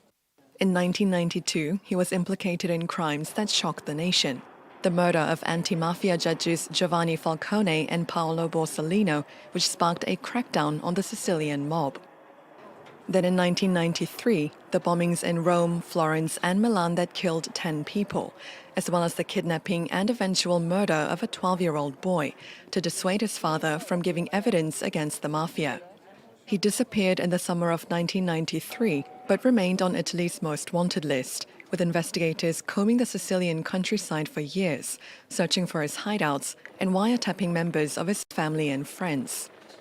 But it was not until his decision to seek treatment for colon cancer that led to his capture. The 61-year-old was arrested in January as he visited a health clinic in Palermo and jailed in L'Aquila, where he continued his treatment until he was transferred to a hospital in August. Today is a day of celebration. It's a day of celebration for good people, for the families of the victims of organised crime. Even in custody following his arrest, Messina Denaro maintained his silence, even denying he was a member of the Cosa Nostra. Union leaders and Hollywood studios reached a tentative agreement to end a historic screenwriter strike after nearly 5 months, though no deals is yet in the works for striking actors. As Hollywood strikes go, this one was an epic. Now, after 5 months on the picket line, the Writers Guild of America has struck a tentative deal with studios and streaming services. Neither side has yet revealed the details, but in a statement, the Guild said the agreement was exceptional, with meaningful gains and protections for writers in every sector of the membership. The union was demanding increased minimum payments for screenwriters, as well as increased residuals. That's the payment writers get when their work is rebroadcast. The dominance of streaming services means those fees have plummeted compared to the heyday of network TV and DVD sales. Strikers were also concerned about emerging technologies. They wanted restrictions on the use of artificial intelligence to create scripts. Once the deal is ratified, writers will be allowed to return to work. Some TV shows are expected to go back into production immediately, mostly the late night and daytime talk shows. But the guest lists will be limited. Actors are still on strike, and there's no sign yet of a deal between their union and studios. That means fictional film and TV production is still on hold for the foreseeable future. It also means studios will have to continue counting the cost. According to some estimates, the strikes have been costing studios $150 million a week, much more than the writers' and actors' demands, which experts say would cost around $500 million a year.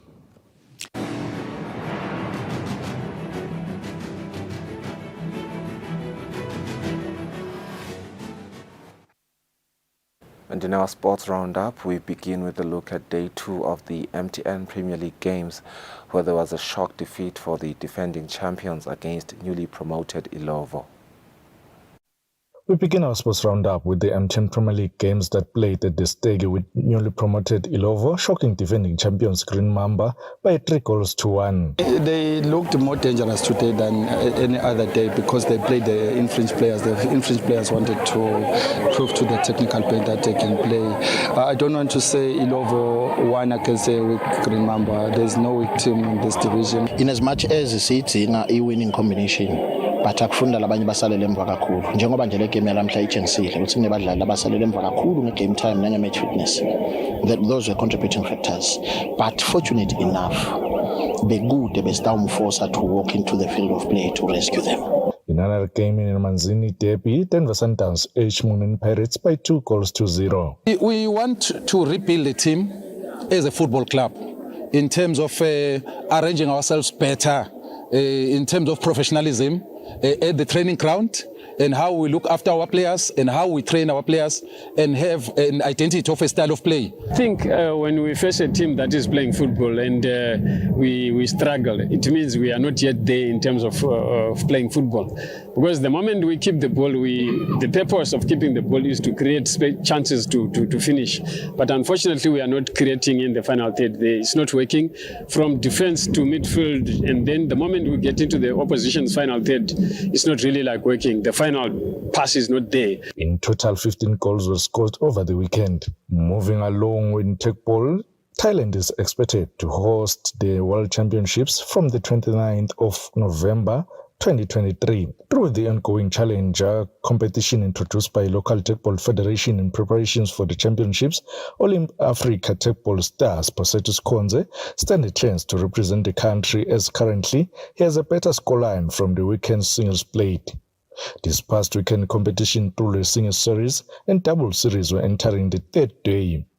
The fourth series and last day of the challenger will be held this coming weekend, with full names of those who will represent the country to be announced. Reporting for Eswatini TV Sports, I'm Linda Dlamini, Mbabane. And that's it for our English news. Let's go for an ad break. We return with more on the program.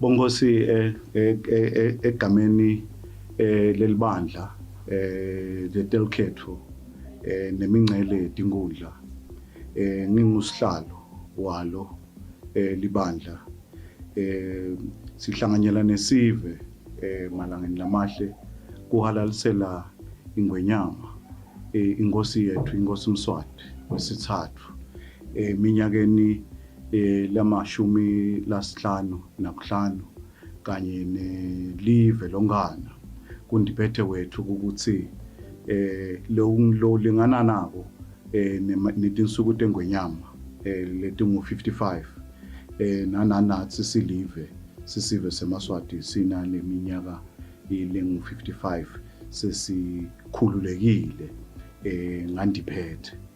Siyabonga ke bonke sisahalalisele emakhosi ethu nelive ukuthi nebayitolo lekungibona lesithi te basebenta lelive makhosi ayitolo nesive seMaswati sonke sayitolo ngoba lokhu lesesifike lamhla siyasakukhanza sakuhala lesikuhalaliselako ngilokuchamuka kibo lekubita ke ukuthi ke nathi siMaswati njengekukhonjwa indlela makhosi ngosi yelive sichubekeni silibeke live libe ngiloko lekungona lesikukhanzile nathi nalokungcono. Maswati silibandla lelikhethwe nemingcele sisahalalisele makhosi nelive ngandiphethe sijinga siphinze futhi siwabongele makhosi ngemsebenzi losetulo eveni welikhetho sisidengcile tigaba tokuqala lebesikito nyalo ke sekuseleke sigaba lesisisetulo ke lokungisona sona ke lesisitawu siniketa iParliament yethu isinikete futhi emabandla enkundla lekuba ubuchopho ke lobakhiwa induna tetinkundla lekungibona bosihlalo bese ke nabo ubuchopho bemiphakathi benkundla labakha lobuchopho lelibandla lenkundla lekungilona lelisebenzisana kanye neParliament nahulumende welive leMaswati wonkana. Bongosi emalanga umuntu akandlulise lokuthi umhla ka-26 we-special voting bese ulandzela ke umhla ka-29 September walolukhetho lelukhulu lukhetho lwesibili lesongilona loluyi-final ngalawo magama amalangeni sikhutha lwandle sibongele live ebongosi bayethe wena waphakathi wena ungangezindaba Nkosi.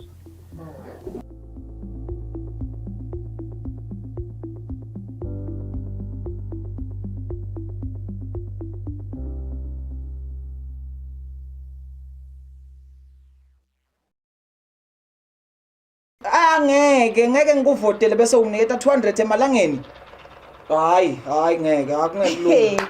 Liphalishe iqiniso siyalifuna kepha kube kuyangami ngabe sawukhetha nababantu labatawuletha ushintsho balethe inguquko umuntu lotawuthi bantu labasha mmango wakithi manifuna kuphila manifuna liphalishe nakule kufunani kweni hayi ukuthi umuntu utasinika liphalishe utasinika masekangenile sitawusala sibe yini Ezehle ushaya yona wena sibamvu labasha mhla ka29 asambeni siyowucedzela nakule sakucala siphume ngetinkhani siphelele simake sure ukuthi siyavota ummango wonke sambeni kuma secondary elections sikhethe nangumuntu wenhlitiyo yethu masingakhetha kahle singabe singcobile mngani hayi lapha sinike amapalishi bani labatasifundisa ukuthi lipalishi uletha njani uqisile mngani mngani amasambe Nkosi yami nayi nale khumbi yasemphakathi seyifikile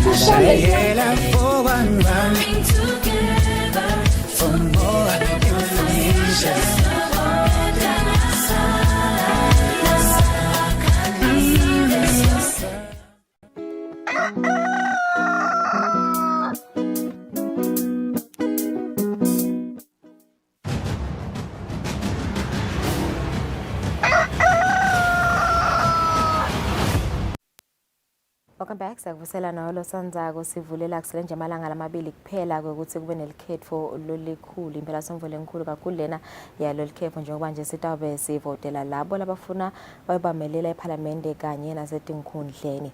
Ketfo-ke selingene esigabeni sama-secondary elections kulandzeleka ukuthi kuphethe ama-primary elections mavikini lamane lengcile. Namhla-ke kuvota labakhethekile phecelezi special voting bese ukuthi kuvotwa kwesive sonke kutowendeka ngalesihlanu kule mpelasonto. Sidakumbeke ukuthi ivele umsebenzi walo libandla lelikhetfo nemincele yetinkundla kwenza isiqiniseko sokuthi ilikhetfo luhamba kahle kusukela ekuqaleni kodwa kuyofika ekugcineni lapho khona sive sivota khona. Joined by Communications Officer khona ka-ABC Mbonisi Bhembe kusinikeza sithombe sokuthi vele yini kahle kahle lena letabe yendeka lamuhla ku-special voting njengoba nje vele emakete savela avuliwe. Ngiyakholelwa ukuthi sive samaswati sesiphumile sivekele sesifaye khathi amaphoyisa emasotsha betempilo kanye nato tintatheli kanye nalabanye nje labange bakhona kuyovota ngalesihlanu ngenxa yama-commitments excuse me kanye nemisebenzi. Asikuvusele babe Bhembe, siyabonga ukuthi ube nathi semaviki solo niyasebenza solo kuyasetshenzwa kwendiwa wona umsebenzi welive lobalekile. Namuhla special voting ngiyakholelwa ukuthi namagedile ukuthi 7 am kutabe wonke umsebenzi sovele sowuqalile. Ingabe lamhla vele kwentekani yini ebhekekile nje lesingayikhatha? Lamhla emthombeni lilanga lapho khona sithi senda special voting eMaswati lamandle siwamemile ukuthi abe ingcenye yawona umsebenzi ikakhulu labo lotawukuthola ukuthi kunetihibe nobetizathu leti bavimba ukuthi bahambe bayovota ngalo mhla ka-29 lide sesivile umhlaba umemeta ukuthi liholiday Eswatini lelitawendela ukuthi eMaswati ahambe ayovota nobe ayokhetha. Ngulapho khona sibheke khona silibandla kubona ukuthi sitawuthola emavoti ikakhulu labuya kunamaswati la ngaphandle kwelive lesikhombisa khona ukuthi nanabo bamcoka nanabo soloba ingcenye yawo edlalo lelive lemaswati lapho khona nasithi sibuka idefinition yenkundla ithi indzawo lapho khona sihlanganyela khona sihlanganyela nobe si associate kunetindzaba lesidlelana kudo kungaba temnotho kungaba tenhlala kahle nobe ngangitiphi tindzaba singilapho ke sesibuka ukuthi sifuna kuyithuthukisa khona lendzawo sisesigabeni nyalo lapho khona sitawukhetha abantu sitawafaka kuleti tikhundla ukuthi bawusebentela thine sesilive ngako simema eMaswati ukuthi sisangena elukhethweni asingawubuki lo msebenzi njengekuthi sisiyokucumsela emavoti ebhokisini kepha sibuke ukuthi ngilapho khona sesiyowakha inhlala kahle yethu khona siyowakha lapho siyofaka sandla ekuphatheni lelive njengaloku umthetho sekelo uveta ku section 79 ukuthi eMaswati akafake sandla kuphatha lelive ngulenyeke ingcenye yawo lo msebenzi lo siwakhutsate eMaswati ukuthi kungathi angathathelisisa abukisise kahle tona tindzaba ukuthi sithuthuka sibheka kuphi sinenhlanhla silive lokuthi kulesigaba lesi emakhosi kanye nebaphathi bemhlaba bebahlangene khona eUSA bakhuluma ngato letindzaba tentuthuko lekhosile sineke singeMaswati sithi silalela ukuthi intuthuko lekhosile itsinza ini siphinze nganhlanye sibe sibuka lokuthi bobani labanalo lukhono lokuthi singabe sesiyabathuma lokusho ukuthi i-civic education beyendiwa ngumhlaba siyendela thina singeMaswati ukuthi sitawubuka lokuthi nembala bamvu lesitawubafaka eParliament nase tinkundleni tethu bantu vele labatawube basisita ku-achieve lama goals le umhlaba nelive laseSwatini lifisile ukuthi liwa-achieve by 2030 kepha thina-ke sibukela ukuthi siya ku-2028. Okay, ngiyakhumbula babe Bhembe ukuthi kwakuneliform lelaphuma lenalikhokha ning-ABC leligcwaliswa abantu labafuna ukuyovota namuhla kule special voting kepha mhlambe kunalabo labangazange sabalibona balade leliform kepha mhlambe bathatha ikhanza sabale emavuso bafike basichaze story sabo bayibeka indzaba yabo ingabe vele mhlawumbe kutawendekani la batawukhona yini batayibeka indzaba yabo ukuthi vele bayasebenta kepha bona abazange balibona liform nitawubavumela yini ukuthi bavote? kungaba ngilokudumatako loko emthombeni ikakhulu ngalokuthi laba labale emavuso lamuhla bedele indlebe nemlomo wekukhuluma ngalamafomu bantfu labana lendlebe nalomlomo okhuluma ngamafomu ngulaba labasenghanini ema-commissioners le kungiwo lanikile letimvumo kulawo maswati njengaloku sivetile ukuthi sithole cishe 1200 wemafomu la nobe weticelo ngoba labanye abendanga le kugcwalisa lelifomu babhala tincwadzi bafaka loluhlu lebantfu labafisile ukuthi bahambe bayovota bathi nje bangedudlana 1200 labe batifakile leto ticelo leto libandla ke lase liyabanika labatsite nobe labanye labangedudlwana nje ka1000 lokusho ukuthi labanye abaphumelelanga ikakhulu ngekuthi labanye bebasolobana lokusola ukuthi lesihlanu kutabe kulilanga lekusebenta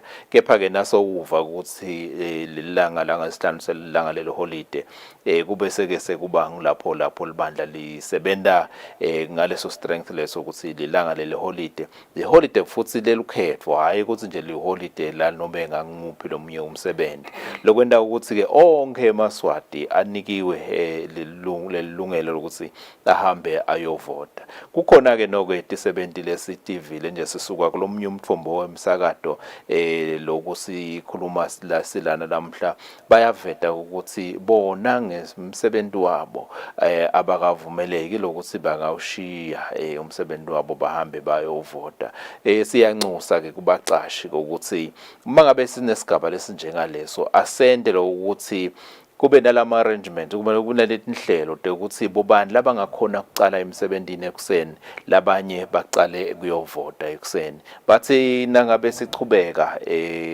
kumbe emini nababuya labe bayovota kukhululeke labanye bahambe ke nabo bahambe bayovota ngaleyo ndlela leyo sisabe sihlangene nawo umthetho lothi kumqashi akawanike ti70 takhe elungelo nesikhathi lesenelo ukuthi bahambe bayovota kasikafisi lokuthi kusasa sithi siyabuka sikhanzise netindzaba letithi sekuboshwe umqashi ngekuthi akaniki emaswati la ngema voters lilungelo lokuthi bahambe bayovota ngoba kungaba licala lelibucayi kakhulu lelo ngoba siyabati bomcoka belivoti na uthatha umlandvo kunemave lathi nobe sekakhululekile kwathatha isikhathi ukuthi bahambe bayovota bonke bantfu kunengi kuzabalaza lokwakwenteka solo bantfu bafuna lokuthi lelungelo labo lekuvota libonakale umhlaba ke lokwagcine uvumile ukuthi vele bantfu lase bavunyelwe kulelo live ukuthi bahambe bayovota abanikwe lelo lungelo lelo kungako ke naseSwatini sase sakushicelela kumthetho sisekelo ukuthi naso uneminyaka lengishumi neminyaka lesiphohlongo 18 kuya etulu usuke sowunelungelo lokuthi uyovota sanganiki kuphela nje emaswati sanika nalabanye laba lapha eveni lesesihleli nabo lokungenani iminyaka lesihlanu kuya ngetulu lokwenta ukuthi sonke siyithi bamcoka abantu ukuthi bahambe bayovota siyacela ukuthi baqashi nabo babacabangele eti70 tihambe kuyovota ikakhulu kuleti inhlangano leti tebamvula bagatsako emisebenzini Losho ukuthi babe Bhembe nanguvu khuluma kahle uthi ti70 dingakhona kuyo reporter umqashi ukuthi umqashi akafuni ikhulula kusemalungelweni abo futhi njengalokhu kwashicilelwa kumthetho ngomnyaka wa 2013 ukuthi kwendeke lokho ema-law enforcers angasebenzisa lawo mandla lawo ukuthi amsonzete ayokhuluma naye loyo wekunene lotabe angabaniki ilungelo lokuthi bavota lesifuna ukugcizelela lana ngokuthi abanikwe abantu lelungelo lokuthi bahambe bayovota njengalokhu umthetho sisekelo nemithetho waseSwatini ubanikile abantu lelo ilungelo lokuthi bahambe bayovota. Asingabacindezeli ke thine ngoba ngingumcashi ngoba nginetinjongo tami lengifise ukuthi intibone tifezeka bese labanye sebaya nyatheleka kanti ngomsebenzi lomkhulu lona wekufaka isandla ekuphatheni leave. Yeah. Wawuthenza nje umthetho osekelo babebhembe ngifuna sele singena ke vele kule process yekuvota njengoba na ungena lapha eboxini vele uba wedwa and umthetho osekelo uyachaza vele kube sobala ukuthi indzaba ye secrecy lokuthi vele ilivote lakho awulishare namuntu so ingabe vele mhlambe bese kuba inkinga lenganani nje uma ngabe sitawukhanza ukuthi singumndeni noma sibangane sesiyadiscuss ukuthi haya sivotele nesibani kuvumelekile yini lokho vele ngifuna nje ukukhulume kabanti ngebumcoka bale secrecy lokuthi ivote lakho awudiscuss namuntu umhlaba wonke jikelele ubekile ukuthi kunemigomo lothi livote lemuntu alibe ngileli fihlekile secrecy of the ballot lo mgomo lokho libandla ke lifuna ukuthi nanawo lushicilele njengaloku laze la ushicilela nokumthetho osekelo ku section 87 ukuthi emavoti livote lemuntu alibe ngileli fihlekile nobe ngabe ngisiphi isigaba utakhumbula ukuthi itolo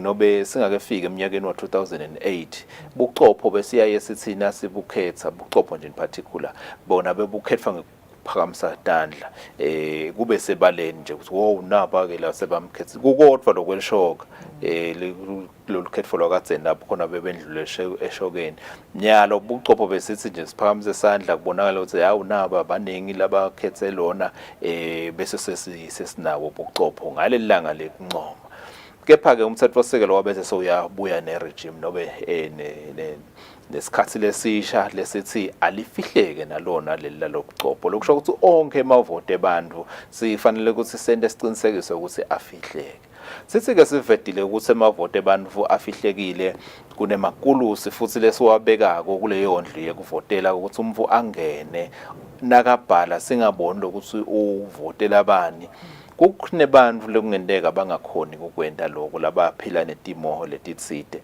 lokudzinga ukuthi lo mvulo yobese soyasidwa umthetho ke ubese sewuthi akuthi kube khona kube nalona loluse lesitesh phecelezi presiding officer amsite lowo wekunene kube khona tinsolo ukuthi kwayena presiding officer ungumuntu ungenteka ukhanze ukuthi ngithi ngumtshela ukuthi ngicela kuvotela nangu nobe ngicela kuvotela bani ukhanze ukuthi yena nasekangivotela so uvotela lo munye umuntu umthetho ke ubese sokuthi ke sowungeda nanesihlobo sakho nobe loyo mvu wakho lomethembile kutowenda siqinisekiso ukuthi naye uyakuvotela kuleso sigaba leso presiding officer ubese soyambhalisa lo muntu lo tabe avota ngekusidwa assisted voter nalona lo tabe asita lo munye kungaba ngipresiding officer ukuthi usita lokufanele ukuthi kubhaliswe kuleli form nalona ngabe uchamuke nesihlobo sakhe nalesihlobo sakhe bobathathu ufuna ukuthi babhaliswe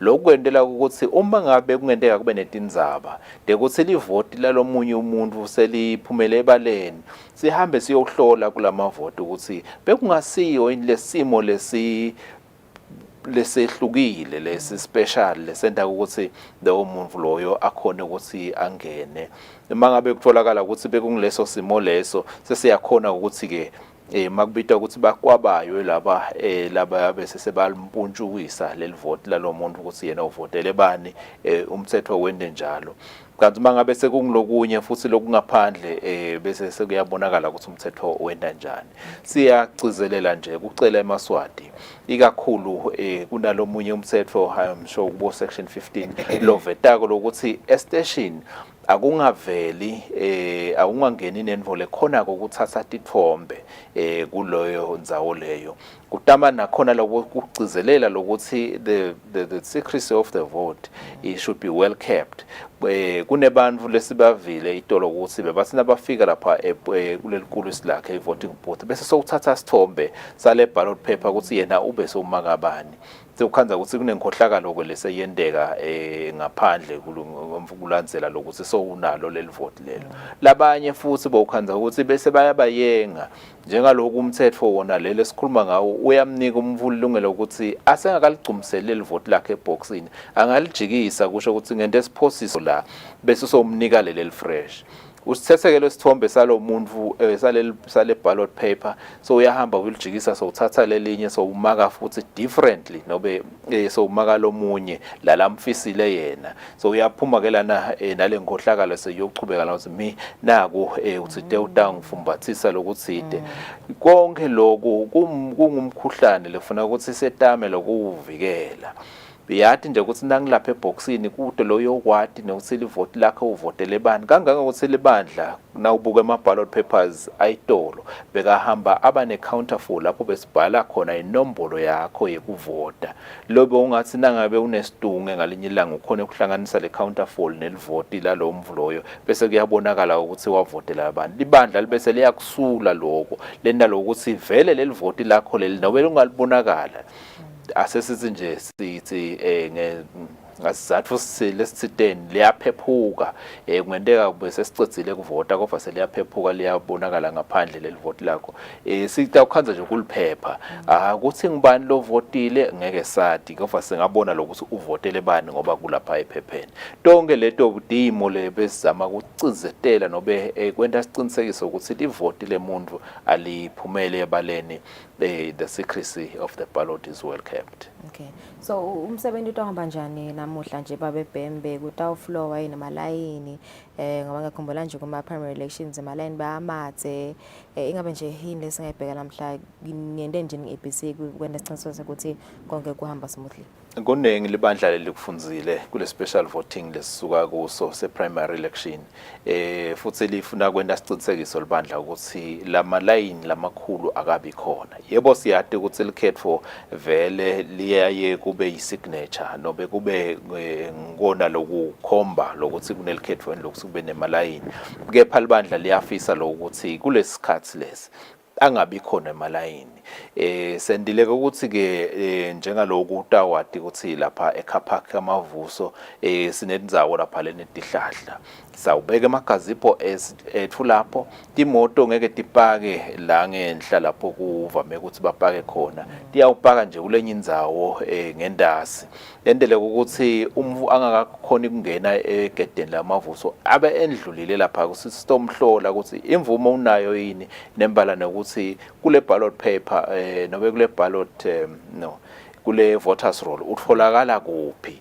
lokho kutabe sesekuyasisita ngekhathi lokuthi kuheleze konke leli nani le machine lesibekile lapha ngaphandle naleli nani letindlu tekuvotela ngekhathi tonke kwendele ukuthi kuheleze kube bede malayini ikakhulu siyade ukuthi labaningi lapho abavota lamhla bayasebenza ngakho sifisela ukuthi nabacetha kuvota bakhululeke babuyele emsebenzini njengaloku solo sicizela la kona ukuthi umuntu nakacetha kuvota akahambe aye ekhaya nangelanga lamhla ka29 yakhona siyacela ukuthi eMaswati athi nakacetha kuvota akhululeke ahamba ekhaya sinaloke lohlelo lwale app EBC app lapho khona siseMaswati akangene ku Google Play Store nobe ku Apple Play Store la khona ukuthi besa downloada leyo application yethu sekathola ke ukuthi kuhamba njani ngestage imiphumela lesabe sinayo lamuhla leyo lebuya ngaphandle kwelive leyo lebuya ngekhathi kuma correctional facilities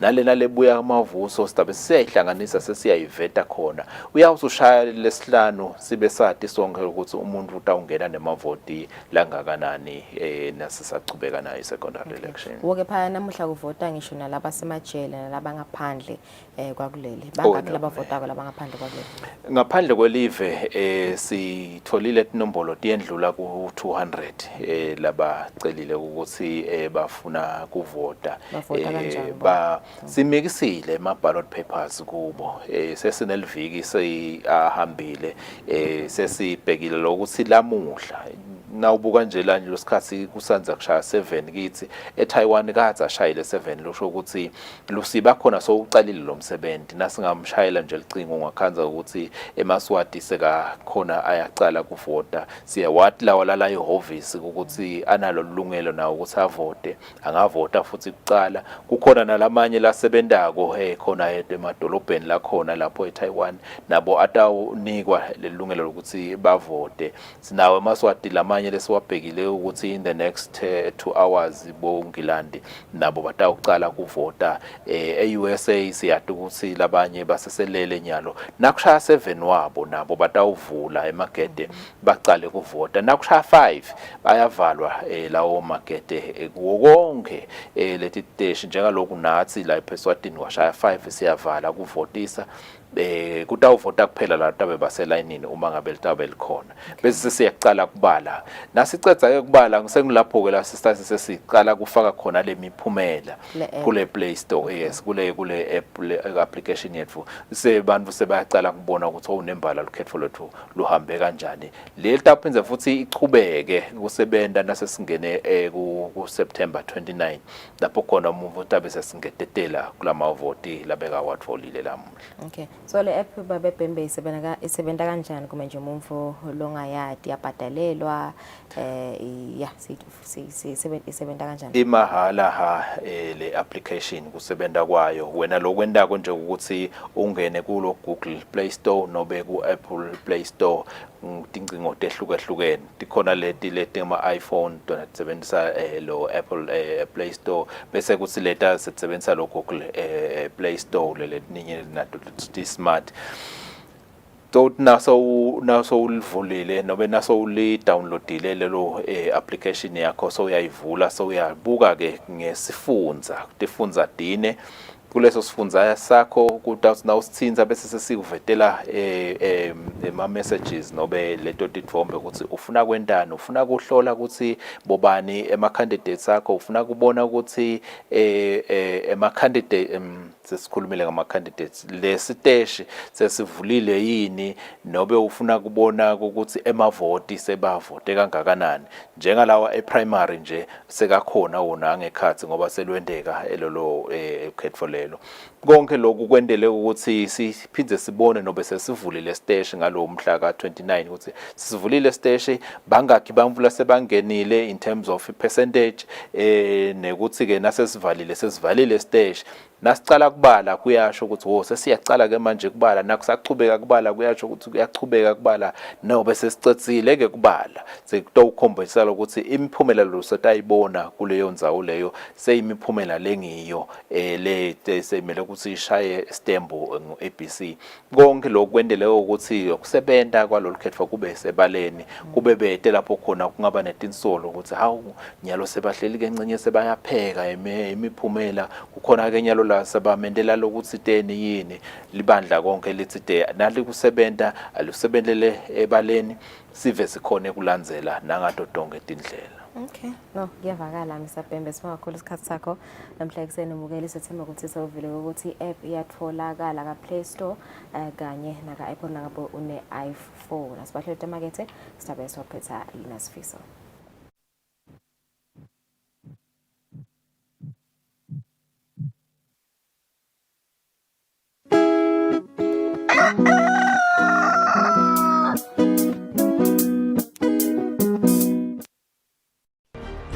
Ibandla letelukhetho nemingcele Elections and Boundaries Commission bathi sasive ukuthi kuvota ngalokukhetsekile special voting kutawuba mhla tinge-26 kulesetulu 26 September 2023 kanti lukhetho lolukhulu lona lutawubanjwa mhla tinge-29 kulesetulu 29 September 2023 ngetengasala nasakha live lethu.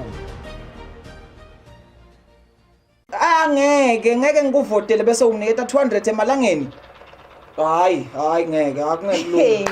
Liphalishe iqiniso siyalifuna kepha kube kuyangami ngabe sawukhetha nabantu labatawuletha lushinjo balethe inguquko umuntu lo tawuthi bantu labasha mango wakithi manifuna kuphila manifuna liphalishe nakule kufunani kwenda hayi ukuthi umuntu utasinika liphalishe utasinika masekangenile sitawusala sibe yini ezehle ushaya yona wena sibamvu labasha mhla ka29 asambeni siyowucedzela naku lesakuqala siphume ngetinkhani siphelele simake sure ukuthi siyavota umango wonke sambeni kuma secondary elections sikhethe nangumuntu wenhlitiyo yethu masingakhetha kahle singabe singcobile mngani hayi la basinike amapalishi bani labatasifundisa ukuthi lipalishi ula kanjani Kusile mngani. Yemngane amasambe nkosami nayi nale khumbi yasemphakathi seyifikile.